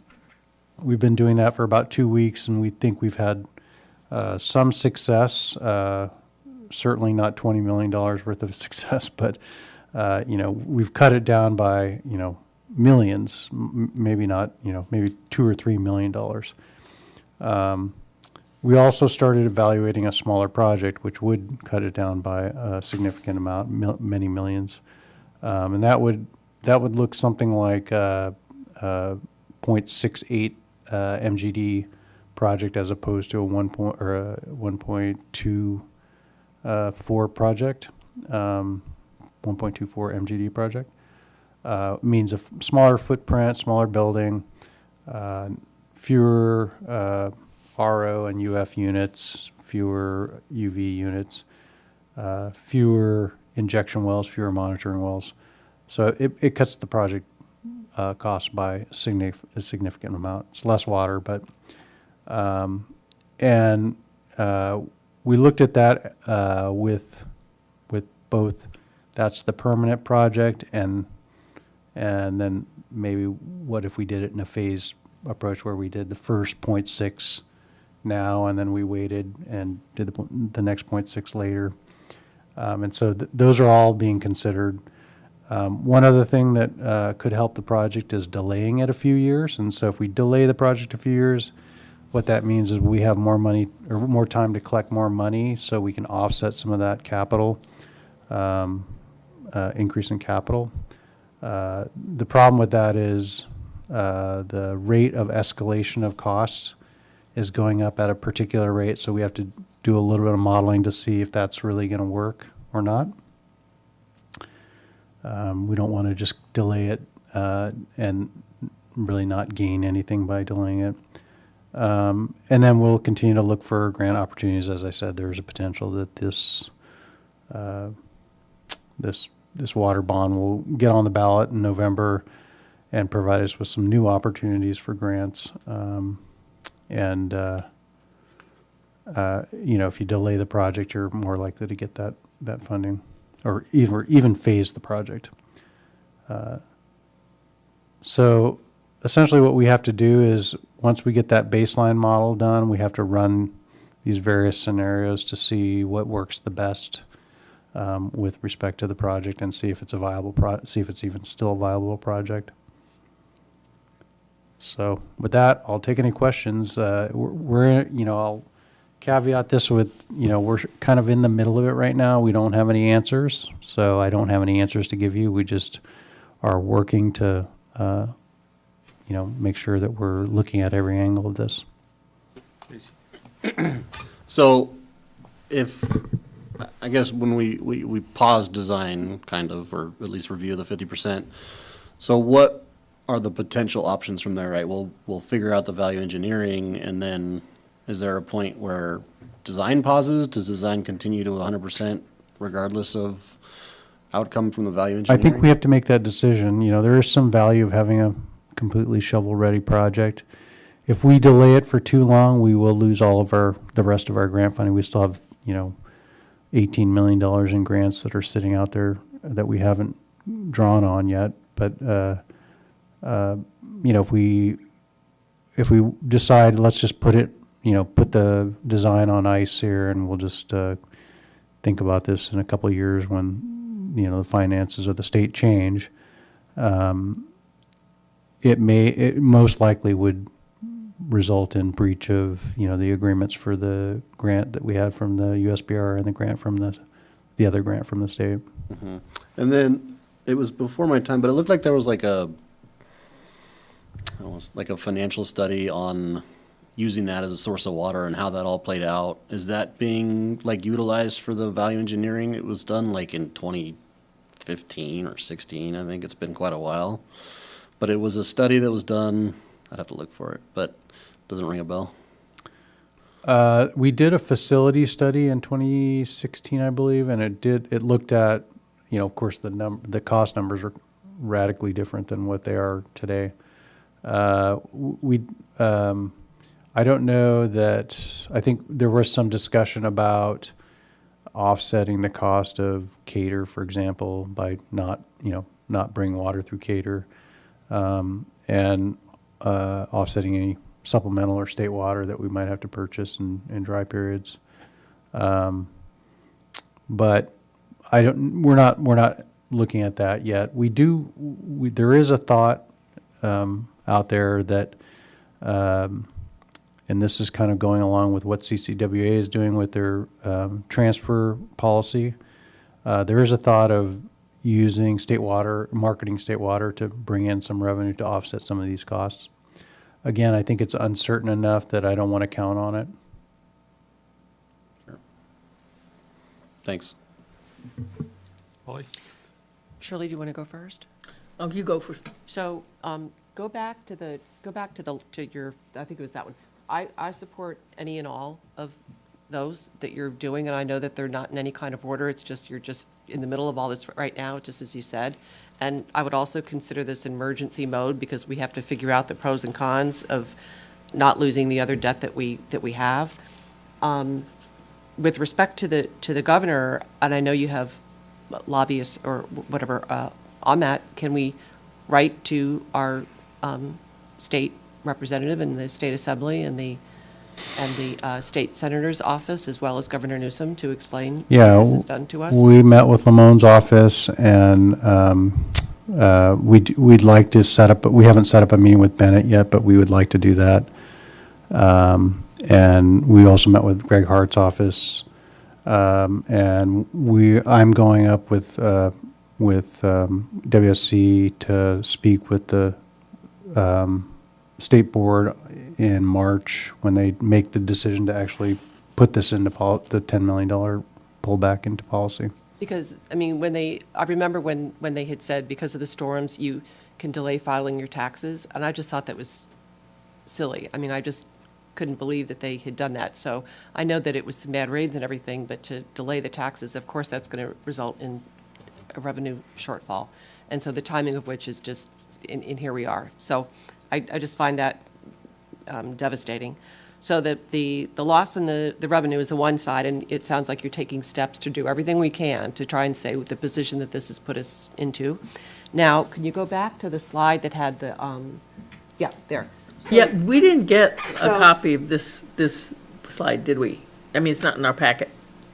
I don't know. I don't think Yeah. so. Can we have it? Can Yes, we all have absolutely. it? Yeah. Okay, thank you. And probably this is all changing too, Bob, I get that. So the first one, the AWPF was at 16 million, and I mean, that was just such a huge jump. And I get inflation, I understand all the things that you had talked about going down here, but do we know What does AWPF stand? the 16 million going up to 41? That was a shocker, I will tell you that. I think, you know, we had a, I don't want to call it what I want to call it, but we had a meeting with the design engineers and asked them, what is going on that you're giving us this number? And, you know, are you gold plating this thing? You know, are we doing stainless steel everywhere? And, you know, there was some of that, and they've got the message that, no, that's not what this is, and you know, put in what's reasonable and not what you wish you had, you know. So I think some of that is, you know, what I would call gold plating, but a lot of it, probably most of it, is just extreme inflation from 2021 on in the That construction. number, okay. Yeah. Because to have the conversation, the Volkswagen versus the Cadillac, we're kind of late to be doing that if we're in the final. Well, I mean, I will say, Central Coast Blue, which is a project up that WSC is also working on up in, you know, San Luis Obispo County, they were at 99% of their design, and when they got the $10 million pulled away from them. And by the way, there are 11 projects in the state that Well, I'm this, sure we're not alone. yeah, that this happened to. They were 99%, and so essentially their project, you know, to them, the $10 million plus the cost is a project killer. And so they're starting back. They trash canned the 99% and said, we're starting over.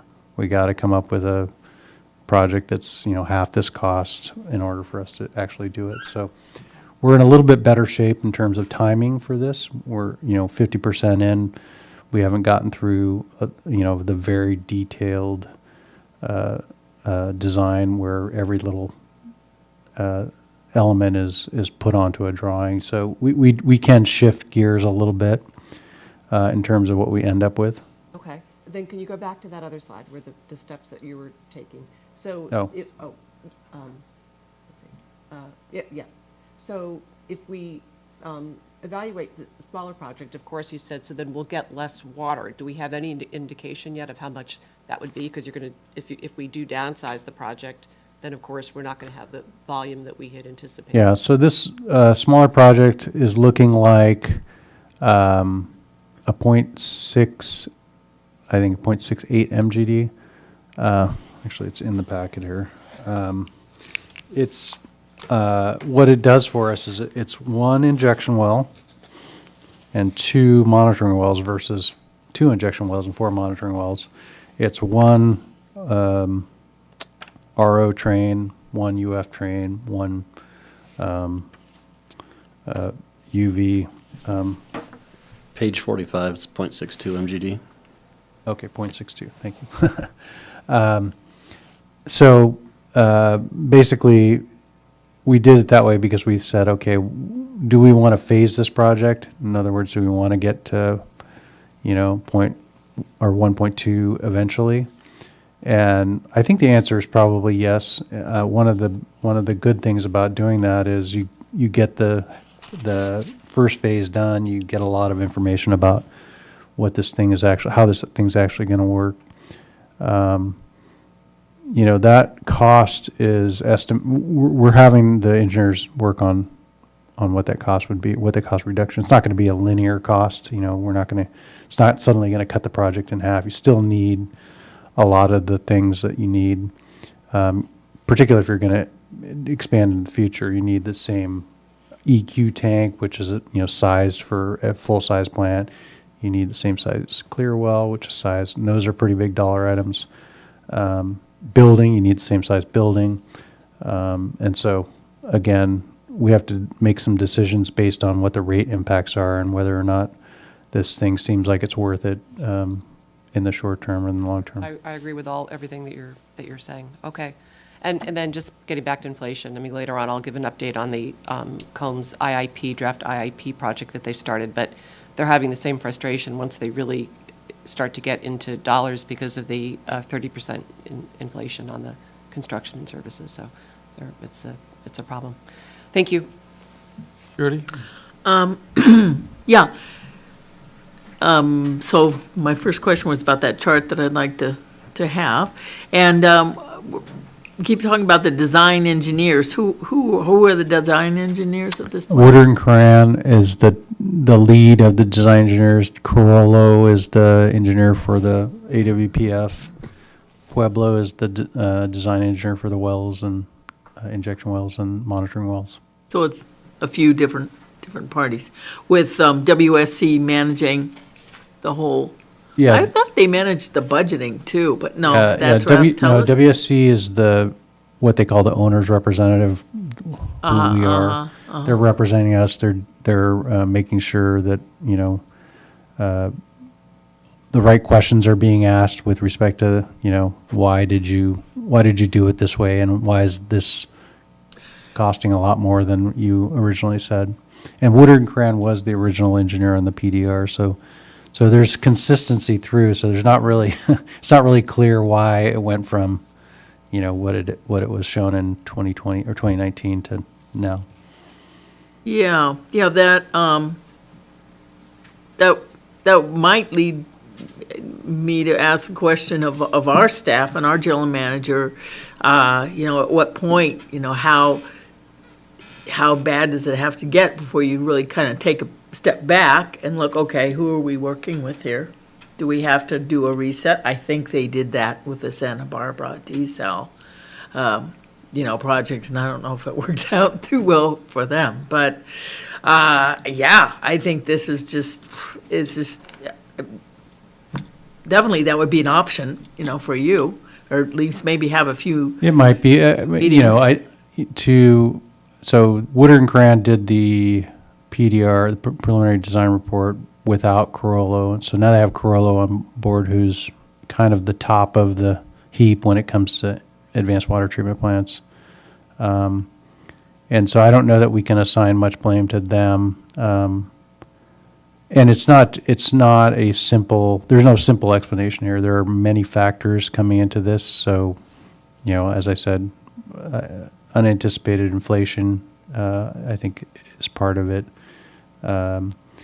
You go from a preliminary design report where you just say a building is going to cost between, $500,000 and $800,000. Then you actually design the building, and it's got, a nice roof on it, and it's got, right. Yeah, I know. It's beyond me. It's complicated, but I'm just saying an option for you might be to take a step back and I don't know, try some other parties. And I'm thinking that probably just from the idea I've gotten going into it and reading about other projects, it's like 1,000 acre feet a year is kind of the minimum. I mean, that's people's pilot projects. Right. To cut back from that, I just don't, see how that can work. And then, so that's a strategy I might think about, is step back. Maybe it sounds like there's already a new engineering company who hasn't been involved in the beginning, but you're into it up to your here, so you've got to follow your instincts and your intellect, and realize that you don't have to just stick with whatever anybody tells you. And then the other question I had is, as far as the state sweep, that sounds like it's being drawn back from all people kind of equally. Is that the case? Every grant they has is being cut by 2/3, or is it different for? I think the governor selectively picked the agencies that he swept. And it's all by 2/3. I think, so, my understanding of how it works is the governor goes to the administrator of a particular agency and says, I need $100 million back from your budget. So we don't know. Yeah. So If I don't know everyone's that- being hit the same. Yeah, I don't know that there's a direct, order to pull grant money. I think it's just, he goes to the administrators and says, give me $100 million by the end of March. Figure it out. So you don't know, okay. All right, well, thank you for your efforts, not good news at all, so, but I guess that covers my questions, thank you. I had a follow-up. So Woodard and Corain gave the PDR to Raftalis in 2023 with the construction estimates? Yeah, so the PDR estimate was completed in 2019. Then we escalated the PDR based on the ENR CCI, which is a cost index, up through 2025. Then that was used for Raftalis's analysis. I mean, I guess, like, the cynic in me says that Woodard and Coran says that it's a attainable project from a financial standpoint to us to get us to go to 100% design with them, and then they come with what they're saying are realistic numbers, and they're missing the mark by 150%, 192%, 80%. I mean, Right. they're nowhere in the ballpark. And I Yeah, guess I mean, the net, I think is really what we would use, but yeah, they're basically from 49 million to 71 million was the delta, so 20 million difference. yeah, and they don't have like a good explanation beyond inflation really yet. I think some of the things that I heard from them were, the contingency was too small in 2019 because of the uncertainty. And also the ENR number, the numbers that they used to escalate were off as well. They were low. So And did they select those numbers, or was that internal? the ENR is a standardized index that construction estimators use to. So they're just saying that their numbers were wrong. Yeah, they said they were saying ENR's numbers were low compared to what was actually happening. All right, thanks. I just had a thought. Obviously, I think inflation is the biggest cause here. I mean, even in our own operations, I think we ordered a truck for $180,000, and within a year, it went to $220,000, and either take it or leave it. So personally, I think the CAP project is the most responsible environmentally for all of us, for this whole valley. And we can blame the federal government for the inflation, so maybe you want to tell our constituents, get with it. I mean, it's not going to change. It seems to me we should get this thing done faster instead of slower, but also possibly consider selling 1,000 acre-feet of our state water in the next drought, because it wasn't reliable anyhow. At least this is reliable. Most likely, energy-wise, it'll always be cheaper than anything else we're doing. And then keep your pipeline capacity if there ever is a need for that. And this needs to come from your team, not me. It seems to me we should not give up. Yeah, and I don't think we're at that Right, point yet. right. I think we too have new. to look under every rock here to understand really what our options are. Right. Well, and what's really sad is that I just was in a meeting in Oxnard. Apparently, the city of Oxnard has a CAP plant, a CAP project. Yes. It's running at 30-40% capacity, and they're in overdraft over there. So, I mean, that is really stupid. Yeah, their project was, they did it in 2010, I believe, and it was fully funded through ARA, which American Reinvestment something Act. And there were problems with it back when they designed it and constructed it. So it's never been quite 100%. Right, but I'm just saying they're in overdraft and the water flows into the ocean because they can't get their act together. And on top of that, well, there's a lot of political reasons behind it. It seems to me for Carpinteria, this 1,000 acre feet is probably the most important thing we're going to do in our time here. So it is, anyhow, I just feel we need to move forward and maybe look for other places for funds. It is, But you'll have an update certainly by next month. And Yeah, we're hoping, whatever by, committee this goes through, I'm sure there'll be a committee meeting on it too. just to- yeah, we're hoping by the end of the last meeting of March, we'll have something to report. okay, that finishes item number E. Then we go on to item number 7F, consider award of contract We of, have to do E? Do we do so, E? did I do? Sorry, you're right, I'm trying to move this thing along. No, sorry.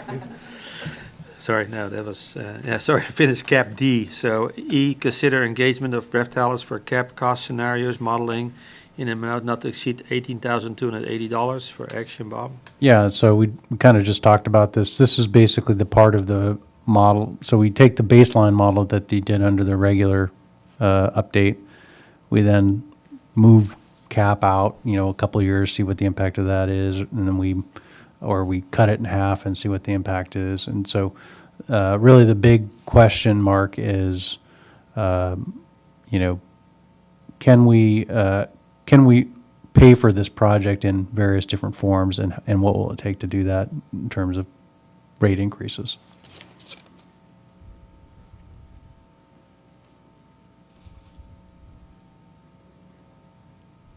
And this is different than the Raftalis Yeah, I wanted. tenure. Yeah, I wanted them to break it into two parts because the first part is really just, let's just update this because everything is different than we thought. Let's get a baseline model that represents what, without the cap project or what we thought the cap project would be. So we had to have that first before we started on these scenarios that we're going to, run this model through to see what works best in terms of the cap project and making changes. So what are the chances when we get to 100% design, we have to do this again? There is a possibility, but again, I think what we're doing now is we're really pressing on the design engineer to approach it from a cost conscious perspective. And, I think I talked in the rate and budget committee about one of the things that was in the design was deep soil mixing, which was, $500,000 to do. And we asked, well, what is this? And the design engineers were like, well, we're subject to liquefaction here. And so, this is one way to stabilize the ground below the foundation. So if you do have an earthquake, the building won't shift differentially. And kind of like, well, what's the ultimate risk here? And the ultimate risk was you'd have a differential shift of a couple of inches in the building. And so it's kind of like, is that really that bad? And couldn't we repair that with, some sort of foundation remediation?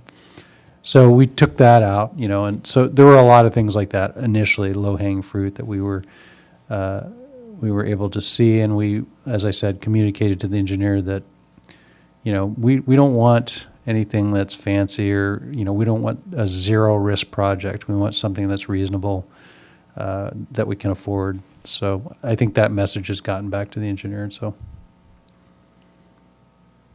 I have a question on this Raftalis 18,280, because we just talked about how the project has changed. How can we pay more money for budgeting it when we don't know how much the budget? Oh, we're not budgeting it. So if you remember these options here, we have a bunch of different options for the cap project that we need to see what the financial implications are. Uh-huh. And so if we just do it the value engineering reduction, and that reduces the project from 70 million to 60 million or 62 million, we would want to have a model that we could feed this back in and say, what would we need to do to afford this project? Would it be 10% for 5 years? Would it be, in terms of rate increases? I think it's important to know. I think we need to get that to the cost first. But because like, what is this, for the 57% increase, what is the total cost of the cap now? 70 million? Is it, did you say? Yeah, so just the whole design, the yeah. building, everything? Yeah, from so the beginning? total capital is 71 million or 72 million. Yeah. Okay, yeah, I don't know. Does it make sense to budget how we're gonna bill for it when we don't know what Well, it's gonna I take? think the information that we're getting is what scale of rate increases are we looking at? I mean, that's the bottom line is, do we want to raise the rates, 50% or 100% over the next 5 years? Probably not. So what we want to know is, okay, if we get the project cost down to 60 million or 50 million, or we do a half project at 40 million, what's that going to mean for rates? And so that's really the question that Ralph Tellis is going to be working on. Yeah, I think it's premature to do that at this point. But We can't really make any decisions without doing that. So, I guess beyond the intricacies of the, a loan, I mean, aren't we looking at a 57% increase? No, because, again, depending on the timing of the project, so we started collecting 7.5% last year, although it's less now because of the lower sales. We started collecting 7.5% each year for 3 years, and we're planning to do it the fourth year, and then we would be done with rate increases. Those 4 years, we have that revenue, the extra revenue that we've collected to use on the cap project. That it's going to be, with the reduced sales, it might be $4 million or something like that. If we push the project out a year or two, that gives us another $3 million.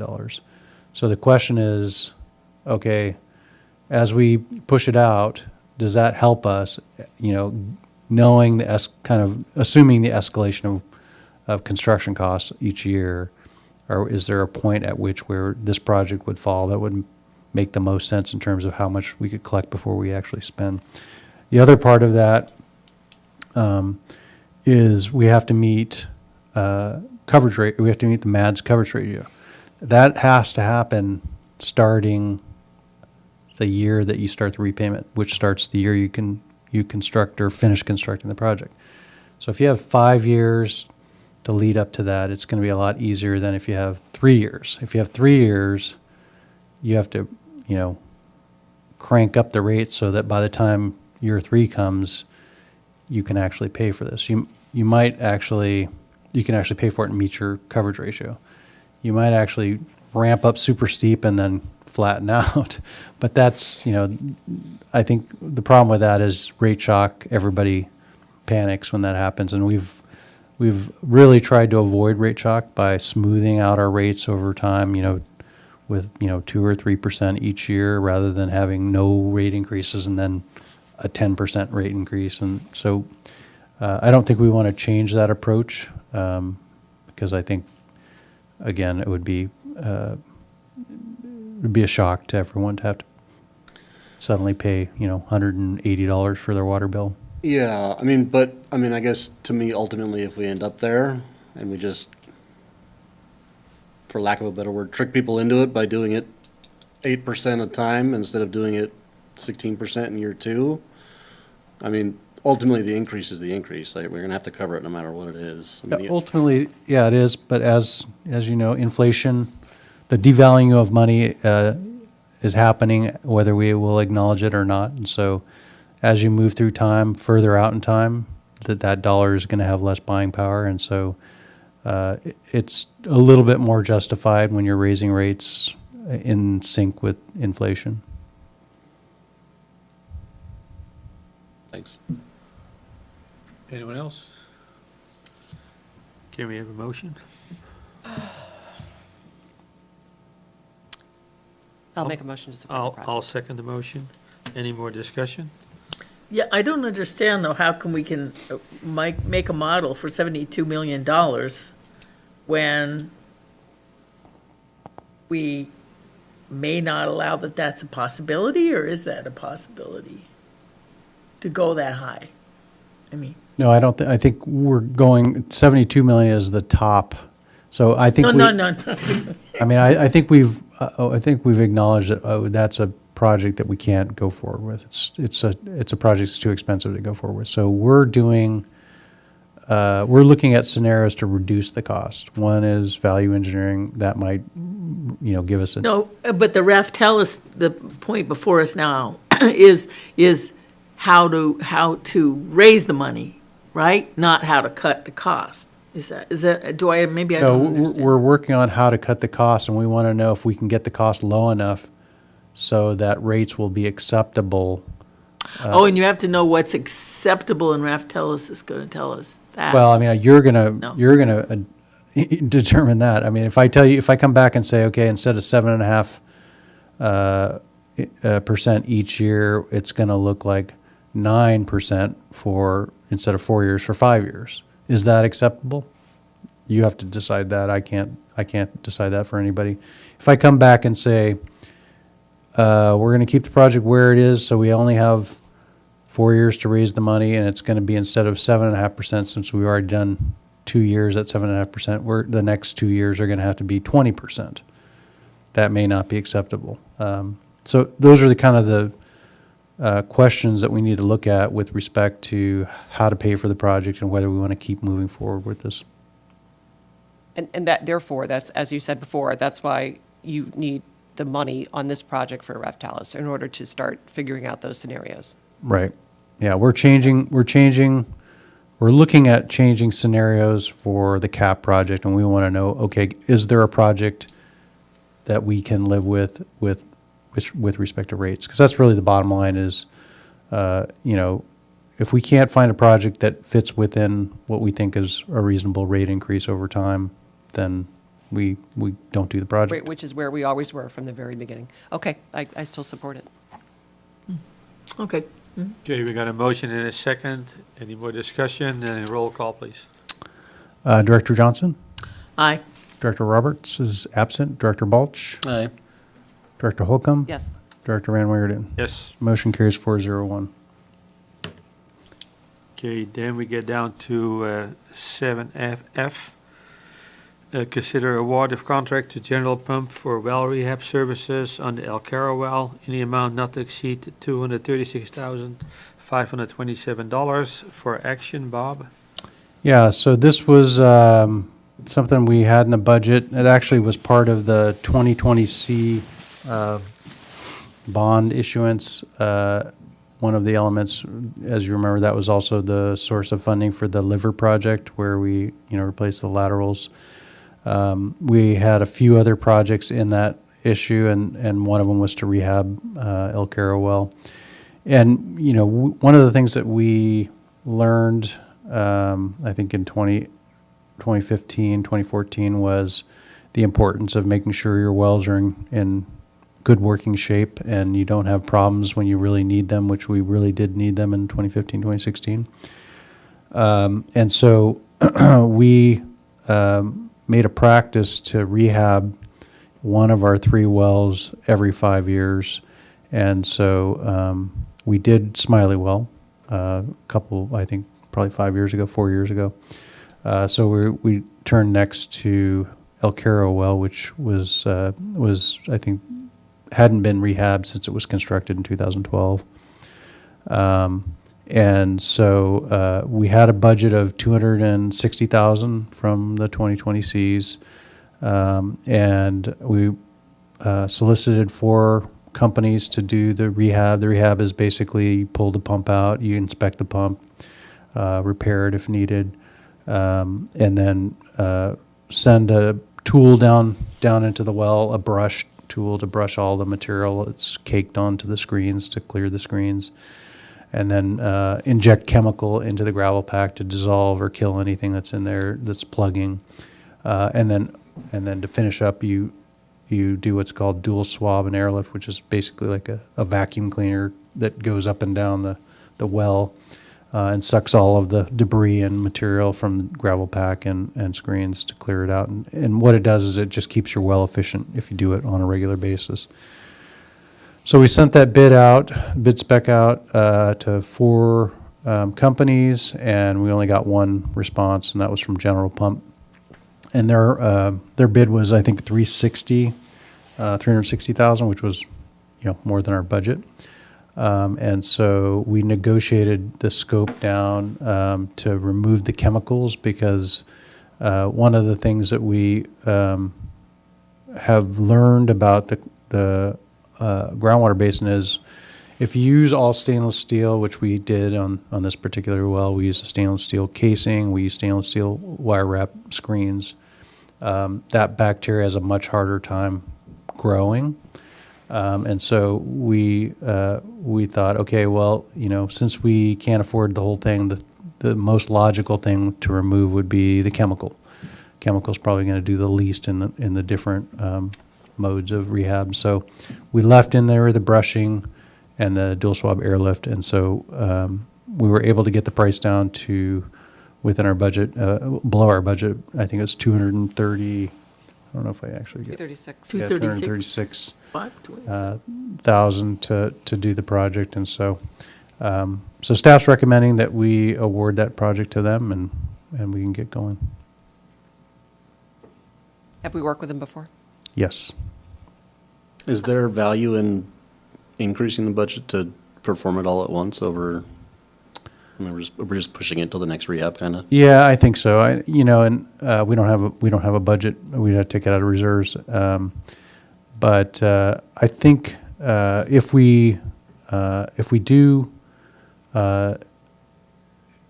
airlift and swab it, and we find that the performance is not improving, we may come back and say we want to put some chemical in there to see if that improves it. But at this point, I think so far, we had Pueblo do a what we call a 100-minute test on it, and it's yielding pretty well. So we don't think it's that plugged.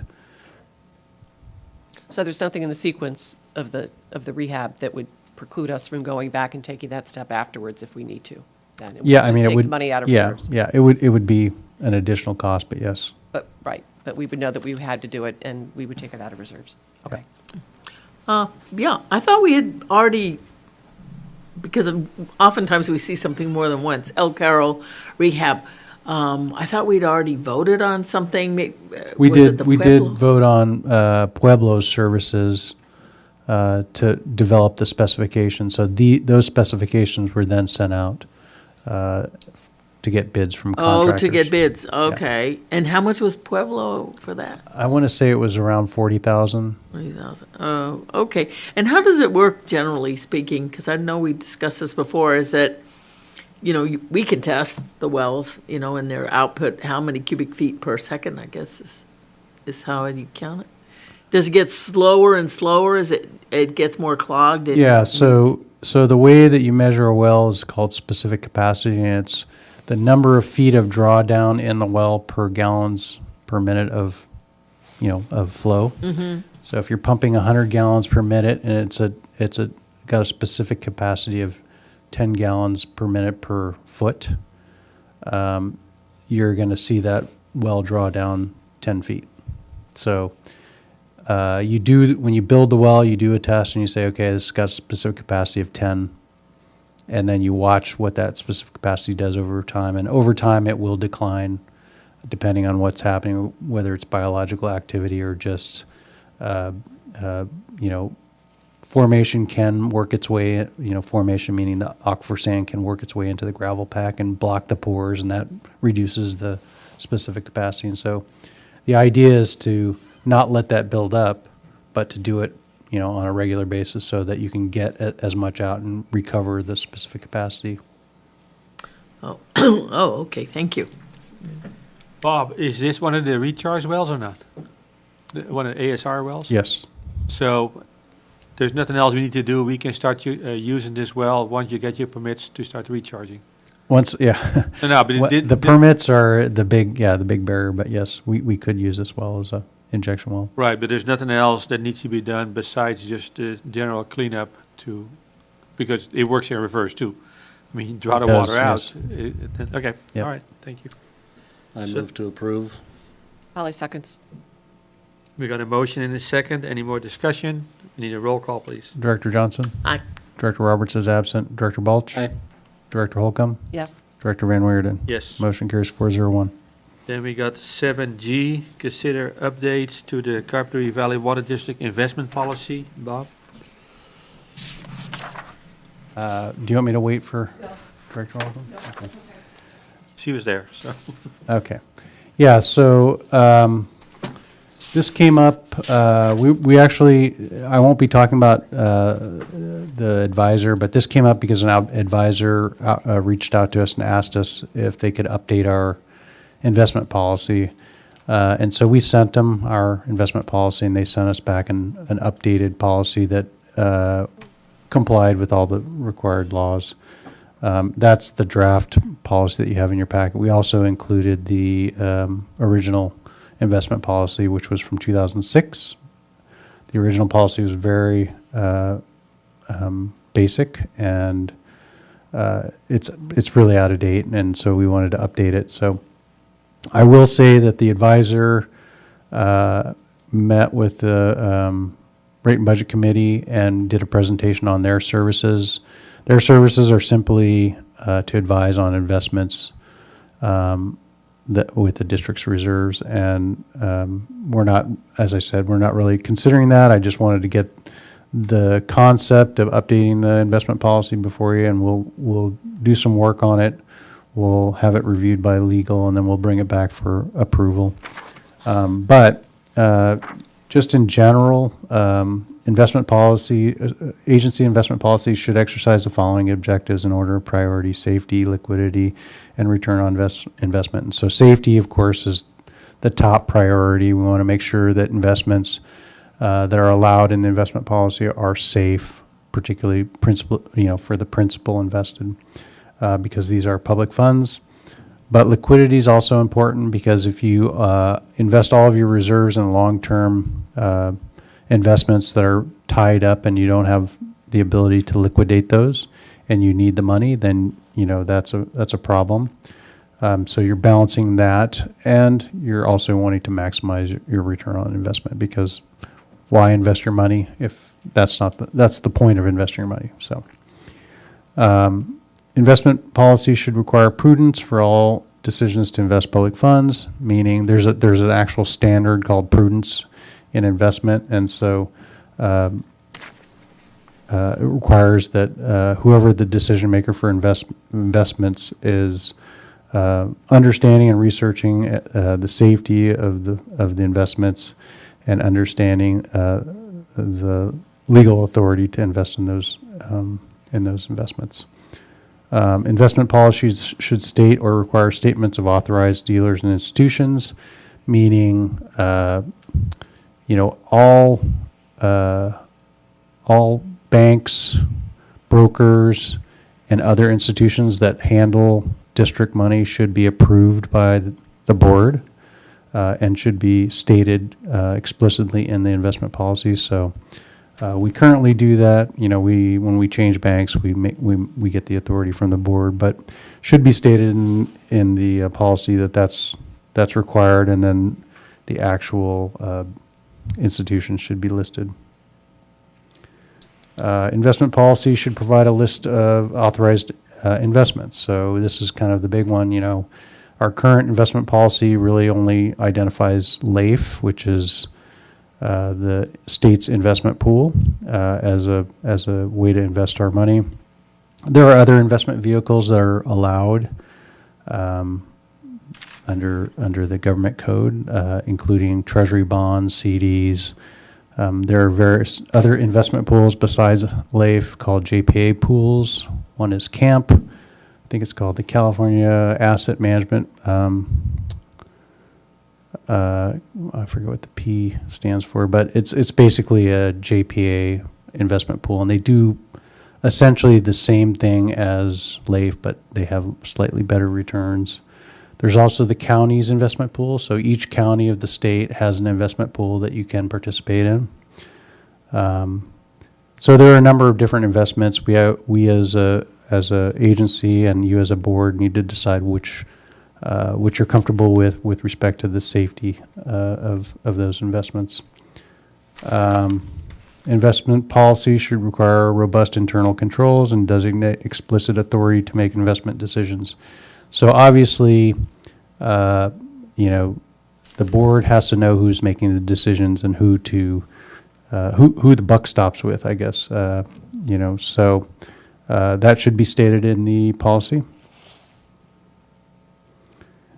And so some of the potential changes from our current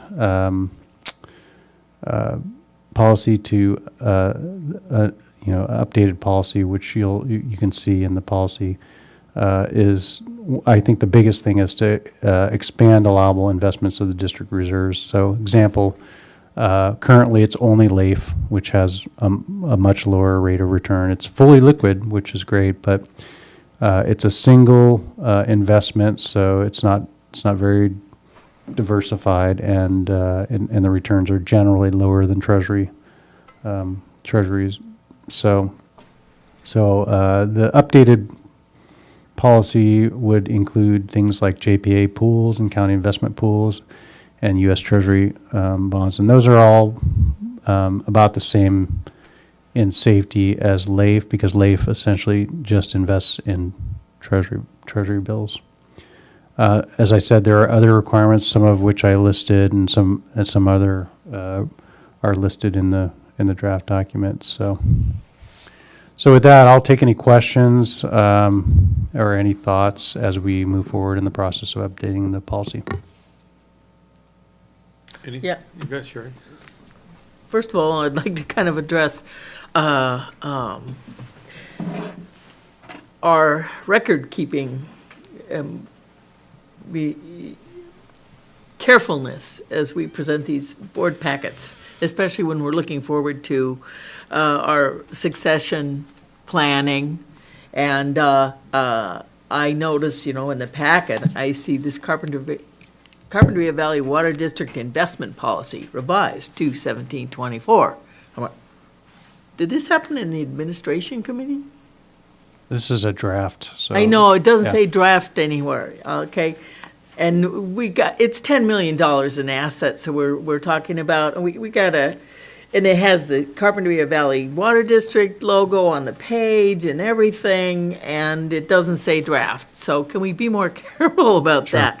Yep. And number two, as far as, we have people come and speak at the meetings, and they sign a slip and they give us their name, and maybe legal should pay attention, give us some advice on this as well. And so we had a presentation by Optimized Investment Group, and I thought they were very good. It makes sense, but nowhere is their name mentioned anywhere. Yeah, I did that on purpose because we're not considering hiring Optimized at this point. That may be something in the future, and I think at that time I would bring them back to. No, but we had a presentation by them. I don't know why, why it wouldn't, we have people fill out speakers slips with their information. No, But I know. We do it a lot. It seems like we don't. Yeah, so I simply broke this into two parts because I do want, regardless of whether we hire an advisor or not, I do want to update the investment policy because it is out of date. So I decided to take that first and get that resolved, and then. Yeah, I'm not questioning that part at all. I'm just questioning, identifying parties. And so, yeah, I thought it made sense, and they said that, with 10 million investment, that they estimated that we would come out ahead $170,000 a year. And as you talk to anybody else, I would also like to suggest that we have it on our agenda to look at it in 6 months or a year and see how we're doing. And their fee, it was a percentage of the investment amount. It came out to about $16,000 a year, was it? Yes. Yeah, and that's just them, but yeah, I agree it needs to be updated, and that's my my bugaboo is to have this as part of the official record. Point taken. Yeah, okay, yeah, and it's, it's our sacred duty to manage this money. Okay, so I guess that's my question. Also, this is a laundry list of different investments, and many that are approved by the government, but a lot of them that aren't recommended for us, too risky. And when we finally get it nailed down, I would definitely have more options and update it, but also have restrictions against kinds of things that could be invested in. Yeah, and I think in the draft, it does talk about reporting, and I would say that we'd want something in the investment policy that requires quarterly reporting of investment returns. Oh, yeah, that'd be great. Okay, that's my comments. Any other questions? Bob, so how soon, once we get this taken care of, would you want to consider looking at different options for hopefully improving the return of our investment? Is it going to be in the next 3 months, 6 months? I think so, yeah, probably. Okay. 3-month horizon's reasonable. Thank you. Pardon me, I had to step away. And in that, we'll do a delta between where a LAIF is at that time versus like a CD, just to see what the difference is between. Yeah, so so if you, since we're talking about the advisor, I'll talk a little bit about it. So the advisor, what that gives you is someone who's, able to look at kind of the whole picture, including when you're going to need your cash and how much you're going to need at what times. They can invest certain, well, when I say they can invest, they can advise us to invest certain buckets of money for longer term. So let's say we say, okay, we have $2 million that we can invest for 5 years. So we buy 5-year Treasury bills at 4.5%. Likely in 5 years, the Treasury rate is not going to be at 4.5%. It's going to be closer to 2%. Right. So the idea is to try to get the long-term returns as well as the short-term and the midterm returns. And so you ladder in different lengths of maturity of Treasury bills to do that. You also use things like, you go between the different JPA and state investing pools and shop for who has the best rate currently. And so that provides you some liquidity as well as provides you better returns over the short term. And so they would advise us on all of these investments and what moves to make. Even, if you were to hire an advisor, they would never touch the money. They would simply send us a message or call us and say, hey, we think, over the next month, you should be moving this money that's going to come available because this bond is maturing. You're going to get the proceeds from that bond. That money should be invested in this. They're kind of moving, the money around virtually, but they have to go through us, and we have to make the decision to actually implement those recommendations. Thank you. Thank you.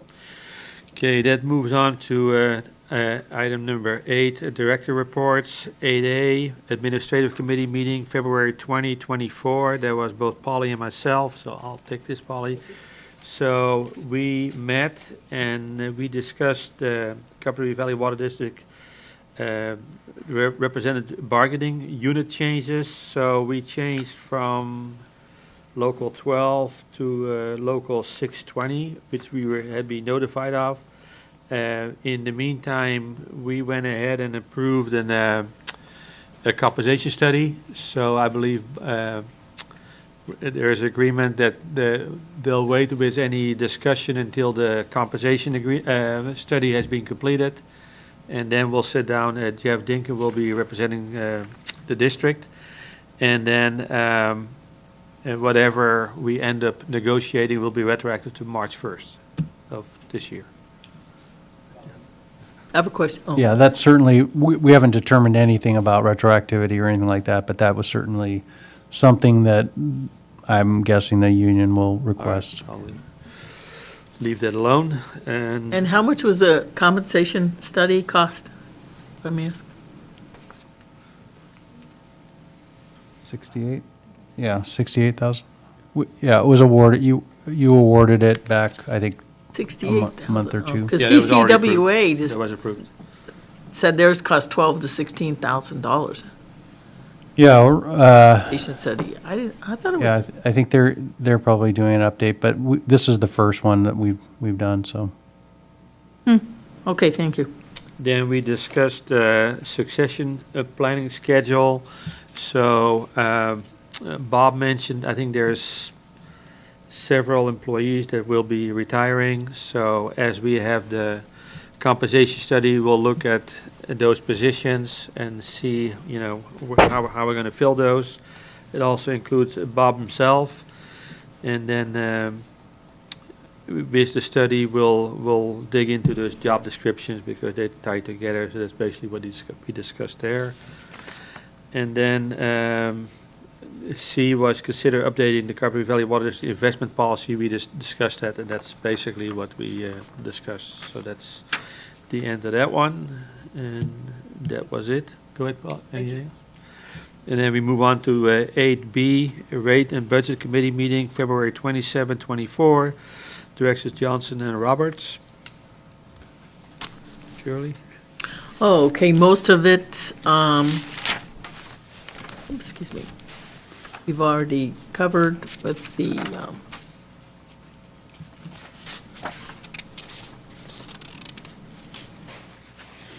yeah, the investment option, and I'm just trying to think if there's something we didn't cover yet.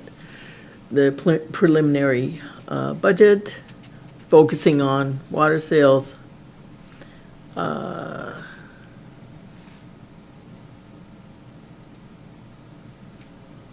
Yeah, financial model update by Raf Tellis, we discussed that today. And master meters correction, we discussed that today. So all that's been covered today on the reading budget. Thank you, Shirley.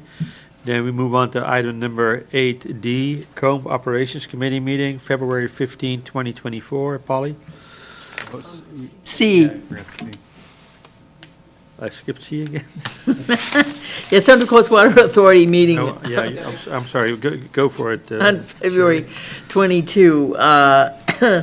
So we went into closed session, no reportable action, and on the consent calendar, I did bring up a bill because it's kind of what we do here, is there's a rather large legal amount for 1 month for $116,000, and that's driven mostly by things piling up and the matter with the county. And then we went through the executive director's report, the water supply situation. And it's kind of interesting because in the media, that they do a big thing where they do a snow measurement in one spot. And this, Ray goes through it every time. There's at least 4 different readings. Number 1 is an 8-station index. Number 2 is a 5-station index, San Joaquin Valley. Number 8 is in the north. Number 3 is a 6-station index in Tulare. And so they go through all these, and sometimes they're pretty much the same, and sometimes they aren't. And but the precipitation looks good, and the snowpack is starting to reach average. Across the board. And January 1st, we had the rain. So we lost 15,000 acre feet in San Luis Reservoir spill, and but we're doing pretty well. There's more water available, and it's very complicated. Starting to understand it a little bit, and the thing is that Kachuma is full, and so we can't pump water into Kachuma, even though San Luis is spilling. So, and then the contractor's report, we had an information, a science presentation by the California State Water Contractors, and it was very interesting. She kind of covered by Daria, anyway, can't remember her name.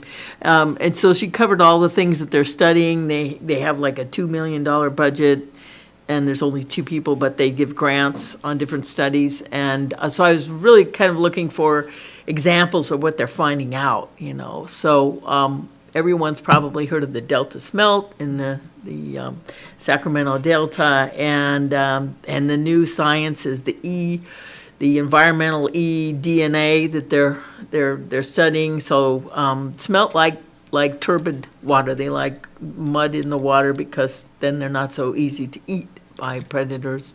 So they did a study by the pumps, and it doesn't look like, because it used to be a problem, it doesn't look like the Delta Smelt are getting sucked into the pumps.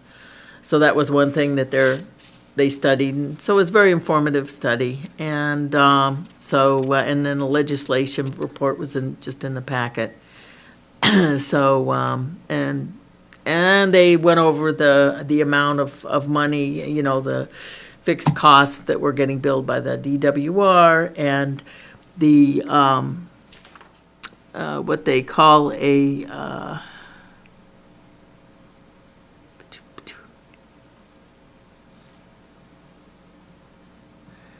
it's when we take issue with what we're being charged, which is a normal bookkeeping thing. It's not like a legal thing. And so now we're still standing at about $6 million for the Central Coast Water Authority that were owed by the DWR for mistakes. I think it goes back 10 years. But again, this year they say, okay, they promise we'll have it worked out this year. And I hope that more money isn't owed back to them. So that's pretty much it for the meeting. Thanks, Suri. Then we got 8D, Comb Operations Committee meeting February 15, 2024. Polly? Thank you. So the big thrust of this meeting was to go over what was then a draft of the IIP as we start to get our infrastructure improvement projects together for next year, which is overall part of our budget. So we went through the presentation, which I'll go over in the main board meeting. We agreed to send it to the board for approval with a couple of suggestions that we prioritize projects of safety for the staff, which had not been prioritized. The good news is that we don't have any priority ones from the Bureau, but we do have a couple of 2s and 3s. And then COMB added some projects that it considers important as well. And so the only change that Director Sten and I had suggested is that a couple of the ones that were safety issues, such as the infamous elevator, get moved further on to the top. The IIP was presented to the technical team of the MUs. Bob went over it separately with Joel because he had his hands full with CAP, and everybody's on board. The one big change, I'm not sure if you knew this, Bob, was that we did have the emergency pump in just because of we're always looking at it's a 5-year plan down the road when we might need it, and the MUs just said just take that out for now, which pretty much makes sense. So we sent that to the board for approval, and then I'll dovetail right into the board meeting. So we had our verbal reports for the admin committee and the operations committee, both of which I reviewed with this board. We approved resolution 795, and this is for a local emergency. Basically, after the storms of January and February of this year, as opposed to last year, the county has declared an emergency. They have extended that emergency, so we're simply getting our ducks in a row with this resolution, which will tee us up for going after different types of funding for repairs.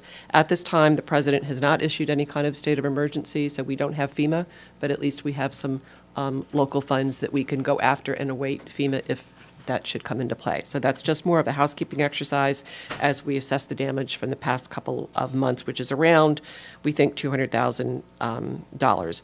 Laurel alone had 3 washouts and 2 slides. Nothing from the repairs that we did a year ago, however, so that's good.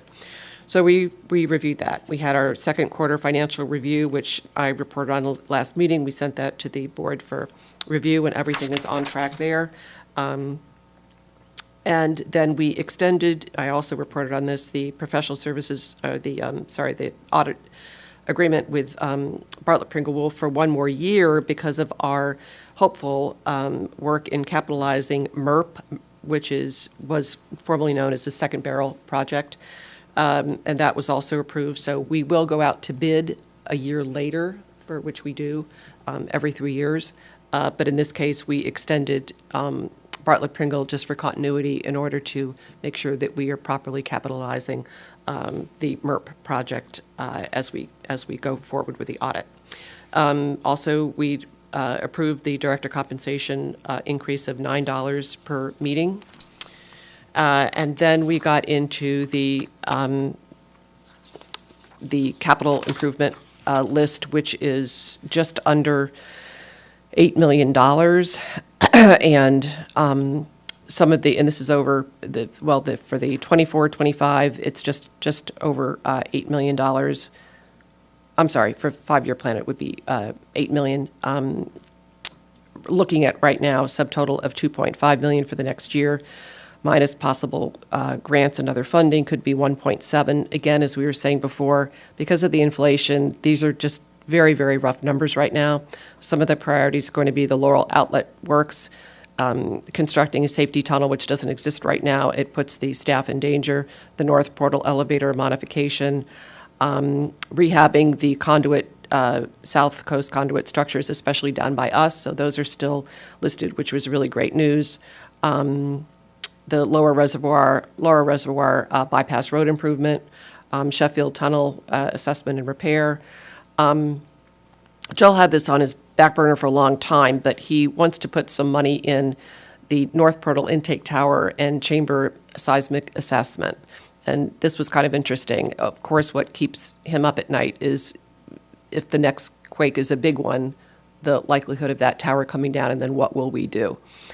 And it was also interesting is that as he went through the files going back decades, we were just talking about this earlier with Cap, a lot of the reporting assumed that the South Coast would have its own water supply or close to its own water supply in the way of desal and or recycled water. So that was interesting. Anyway, we approved all of these projects, but including just putting some money in. What exactly, where does that, how in danger are we of that tower coming down? And then what is a workaround if that's the case? And he is looking into that. He's looking into that right now. So again, we're looking at about 1.7 million, assuming grant funding for some of these things, a total of just under 8 million over a 5-year plan. But this is extremely preliminary as I would suspect that the priorities will change depending on more due diligence and technical scoping on all of these things as we go forward. But everybody's on board with what we did, changes that the technical team suggested we made. So that was all good news. Let's see. In addition to this, which is completely separate, they reported that with the new biological assessment, that for fish passages, we could be looking at 500,000 to 5 million over the next 5 years. It's very rough, but it's simply a message to get all the member units ready that we're going to have to put some money towards this once the BIAP is out. Do you have anything else you want to report on the IIP before I go forward? No, I was very appreciative of Colm and Joel for putting, with the liver project, we had to eliminate some of the laterals because we ran out of money. And so Colm picked up those laterals in their IIP, so they're actually going to complete them. So I was appreciative of that. Okay, great. So the new update was that on the last damages from last year, we're still talking with FEMA on a weekly basis. However, we did get rejected for one of the projects, and it was the Laurel Stilling Well repair. And the reason for that was because we didn't file the paperwork in time. And the reason we didn't file the paperwork in time is that we didn't realize it was one of the last repairs that we simply didn't catch as we were assessing all the damage. But the total bill will be $55,000, and we think that we can absorb that. The other comment that Joel made was, and it's pretty much, it goes without saying, but these were the 2 wettest back-to-back years on record since the dam was constructed. No water of this size 2 years in a row has gone through like that. So that was kind of neat. And the other thing that I thought was interesting, and it's kind of funny, but it isn't really. We're a little carp down here, and the Bureau had designed things in a certain way, which is why we have been through what we've been through with trying to get these things replaced. But it turns out that the South Coast conduit pipe is not made of the same material from top to bottom. So the North Reach has a more robust material than we do down here in Carpin Montecito. I guess it goes with the territory, but I thought that was kind of interesting too. And let's see. So on the GM report, Janet set the water rates out to the member units. The Bureau started what we're calling a official spill or preliminary spill beginning February 1st with about 1,000 cubic feet per second. Over the next few days, the 4 gates will be turned off and the water will go through the outlet works. The fish flows are all doing very well. Apparently, February 15th, we moved to table 2. That makes sense. And so flows are good. It's been hard to do trappings with the storms going back and forth, so we've only done 1 to 2 traps in between the storms, but we're trying to do that to make sure that the fish are doing okay. And the beaver dam survey was finished before the spill because the spill wipes out the beaver dams. Annual monitoring survey should be done in the next month, and oak tree inventory is finishing up. That concludes my report. So that concludes item 8E, right? Yeah. I have a question. Do you know how many beaver dams there are? I don't know. I think that's fascinating. Okay, thank you. Okay, we move on to item 9, general manager reports. 9A, Bob. Financials. We'll let Norma take yeah. this. Packet page 88, financials. We're 50% through the year. This is reporting through December 31st.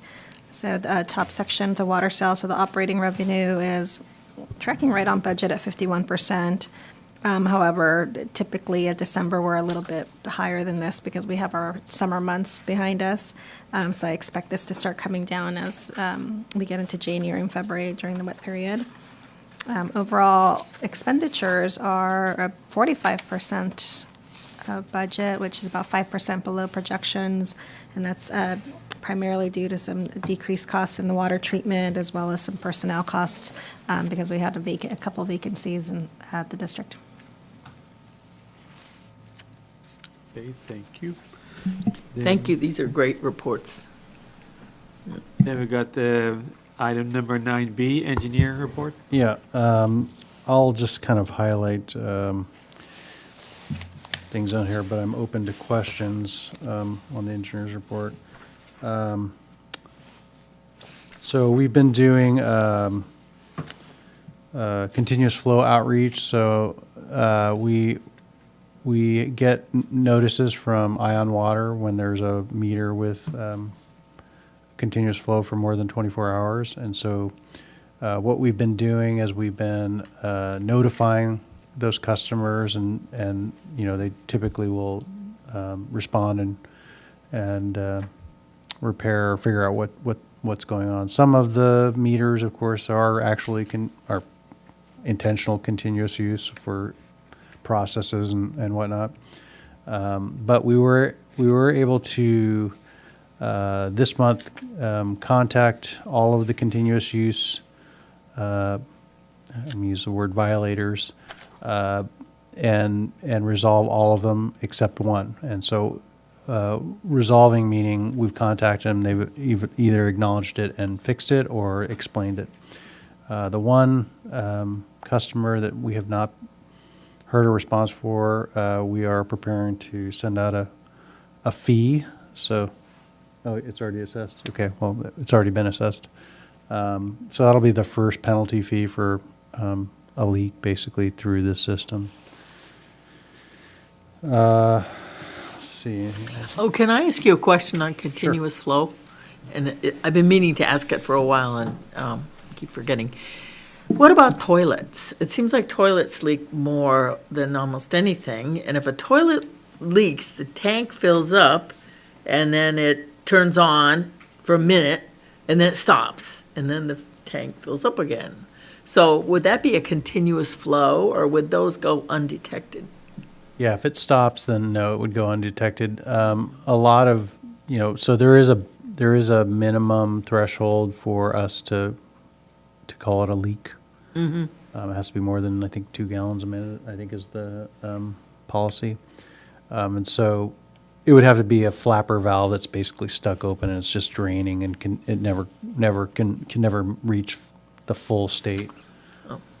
Okay, thank you. That was my question. I had a quick question. How many leak notices, like, are in a month? Like, last month, how many was I that? think I want to say.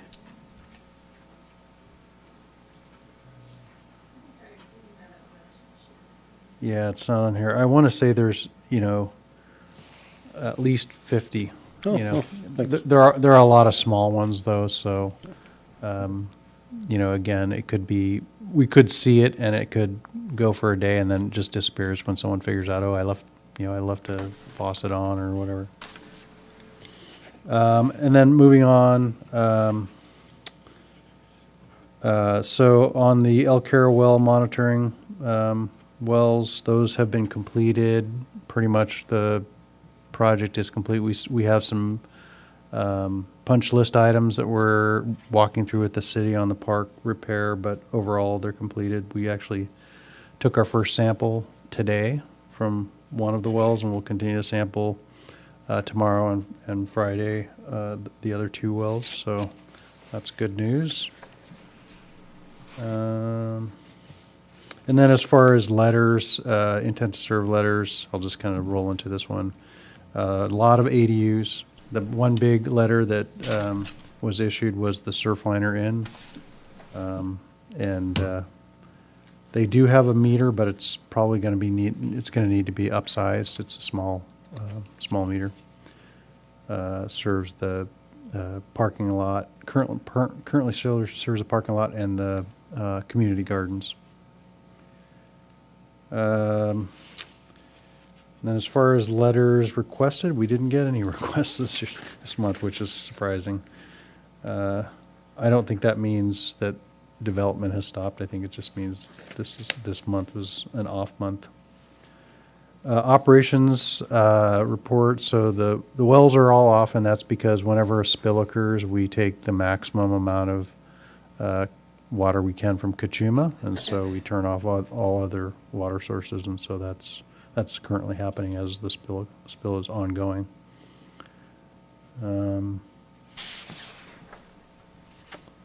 Don't see anything else unless you have questions on those three reports.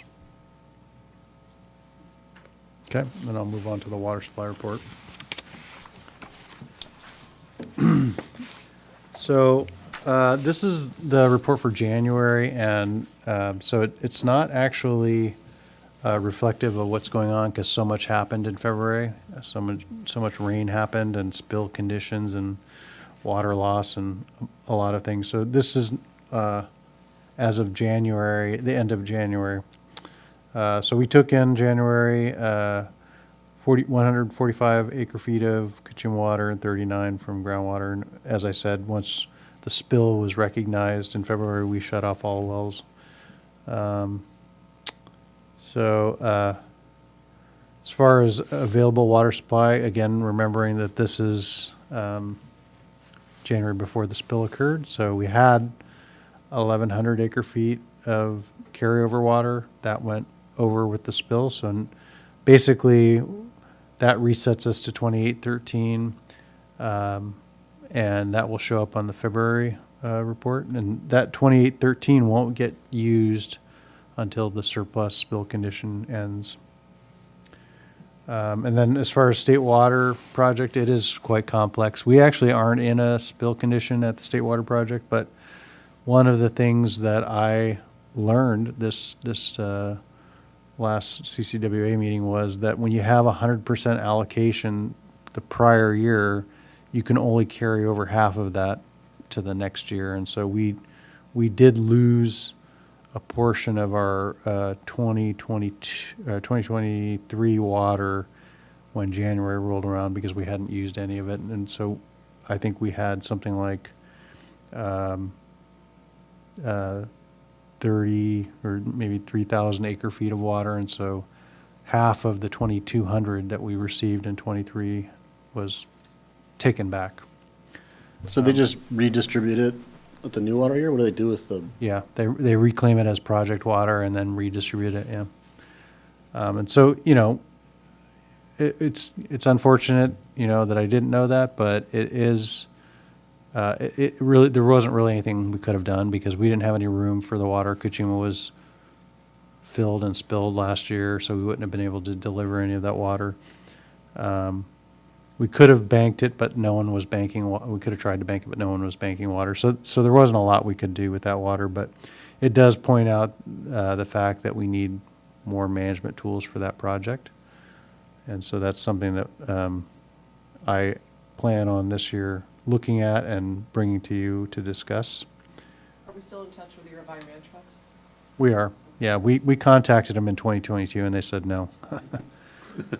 There was no capacity to inject. So yeah, so this again, this is actually updated. So this because in January is when we lost that carryover. So it was 22. So you can see it's 1,100 there. Allocation in January was 10%, so 220 acre feet. Now it's been upgraded to 15%. So again, February, you'll see these numbers kind of move around a little bit. Total water supply at the end of January was 5,252 acre feet. I wanted to put these in here as well. So these are the Century Well levels, and so everybody's been asking, well, what's happening with the groundwater basin and all this rain? And so this is kind of a snapshot of what's happening at the coast. It's similar inland, but not quite as pronounced. So I thought, well, I'll show you these. And you kind of see 23 was right before it started raining, and you can see ever since it's been climbing, and it's actually higher in the shallow well, the A zone well. It's higher than it's been historically. So we drilled the well in 2019. So you can kind of see it came up in 2022 and then dipped a little bit, but then is back on its way up. And we'll see how far, if we actually get above sea level on that one. The medium or intermediate well, same thing, same pattern. You can kind of see it's ever since winter of 22, 23, it's been climbing. It's a little bit of dip. That's likely from someone, maybe us, turning on a well. Could I ask you a question? I can't see. When is the last reading because everyone's going to want to know, when's the last reading of the groundwater basin that we've taken? This one was taken on Monday of this week, Oh, okay. so it's very recent. And then, so yeah, this last dot is Monday of this week. And then, of course, the deep well, same thing. It's coming, same pattern. It's coming up. It's actually pretty close to sea level. Remembering that the deeper you go in these wells, the more pressure you need to keep seawater back. So the fact that it's at sea level or very close to sea level, it's not sufficient to keep seawater from moving in. So it would actually have to be about 20 feet higher than sea level. So surface water supply, again, we kind of went through this in the numbers, but again, this number is the Kachuma number in January. We lost 1,100 acre feet of that, so that's going to reset to 2813. This number is actually updated for the State Water Project because that happened in January. Groundwater, as indicated, we have been pumping very little groundwater in the winter, and January was no exception. So this year, compared to the previous years, in 2022, we were pumping a lot of water, I think, because it was a drier year. So sales for January, they're slightly above 2023 as of the month of January. But you can see 21, 22, they're lower. So these are winter sales. These don't have a huge impact on revenues because we don't sell that much water in January. This is kind of a look at water sales of both M&I and Ag as compared to rainfall. So, December was a heavy rainfall month. February was, a medium 2-inch rainfall. February is going to be, probably up in the 5 or 6 inches. So again, this is the rain effect of water sales, and you kind of see it's magnified on ag. It really drops steeply when it starts to rain, which makes sense. But it also does drop for M&I users, and I think that has to do with irrigation mostly. So this is a storm or rainfall distribution over time, and it kind of plots out where we are compared to the wettest year, which is 1998, and the driest year, which was 2007, and kind of in the middle of the year. Typically these are still wet months, February and March. So it's as of the end of January, it was here. I would expect when we update this, it's going to shoot steeply up in February, and probably it may be continue into March steeply, but we're kind of in between, I think, the average band here, slightly above average right now, and so if we continue to get rainfall, we'll be above average. As far as snowfall and snowpack in the mountains, this is kind of what Director Johnson was talking about. We have 3 regions that we look at from the state's snow surveys: the northern, central, and the southern. First number is total water content for the whole year. So compared to the whole year, we're at 79%. Compared to this time of year, we're at 100% of average. Central 67 and 84, and then southern is 64 and 79. So you can obviously see most of the snowpack and snowfall occurred in these northern areas. Again, this is pretty up to date. It's February 21st, so I apologize. These are jumping from January to February. But again, you can kind of see this is the percentage of water content on the indexes. So the north is about 75, central 67, and south is 64, and then the total state average is 69%. And so that's the total, and then of course here you have the 100%, same numbers, 100% for this time of year, 84 for this time of year, and 79, and then total is 86% for this time of year.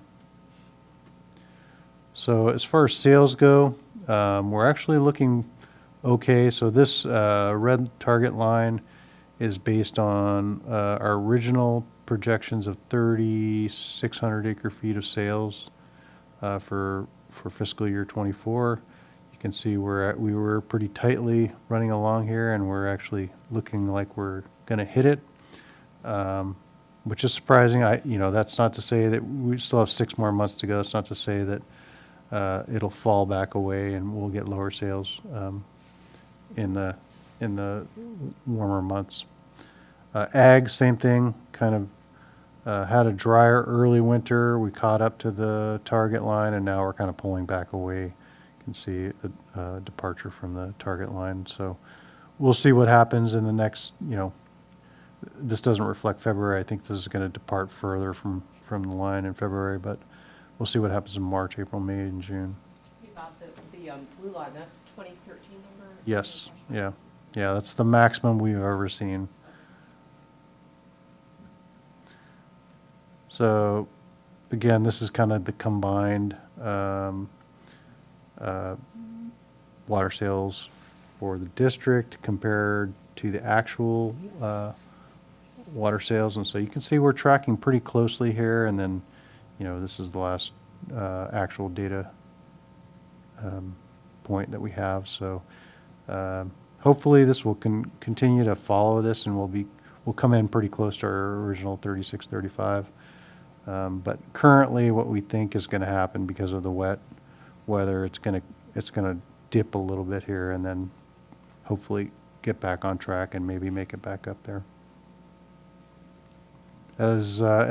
As you know, Kachuma has been spilling since February 1st. This is a picture right before the spill, I guess, was starting. So actually, you can see it comes up here and then it dips. So I think this reflects the spill, but it just wasn't official until February 1st. So it's not 91% capacity, it's 100 and, I think it's 101% capacity. You can see here, rainfall in in Carpinteria is about 115% for this time of year. I'm sorry, 150% of total and 170% for this time of year at 19.86 inches, which is great. The more water we get in Carpinteria, the more more groundwater basin recovers. And then as far as at Gibraltar Dam, which is kind of the representative gauge for the San Ynez watershed, similar numbers, 119% for this time of year and 175. Sorry, I keep getting that backwards. 119% of the total year and 175% for this time of year. Again, these are out of date, so, but we are at 100% for Kachuma. I'm not sure, I'm not sure what point in time this represents, but we are at 100%. And as well as all these other two reservoirs that are in the San Ynez River are also spilling in that are 100%. State drought across the state is very minimal. It's abnormally dry in the more arid regions of the state. All the reservoirs are pretty much full. You can kind of see, the big ones, Oroville, which is where we store our state water, and Shasta, where, most of the Central Valley Project water is stored well above average for this time of year. Kachuma, basically full. Casitas is very full. It's 83% total volume and still rising, so it could get up close to 100% this year. They don't actually spill. What they do is they divert, so they actually stop diverting. Yeah, they actually did stop diverting because too much water is flowing in from other creeks. So, and that's all I have. Thank you, Bob. Then we move on to item number 10, closed session, none. Item 11, consider dates and items for the agenda for the Carpinteria Valley Water District Board meeting of March 13, 2024 at 5:30 p.m. Carpinteria City Hall, 5775 Carpinteria Avenue, Carpinteria, California. And we are adjourned. So. Thank you. Recording stopped.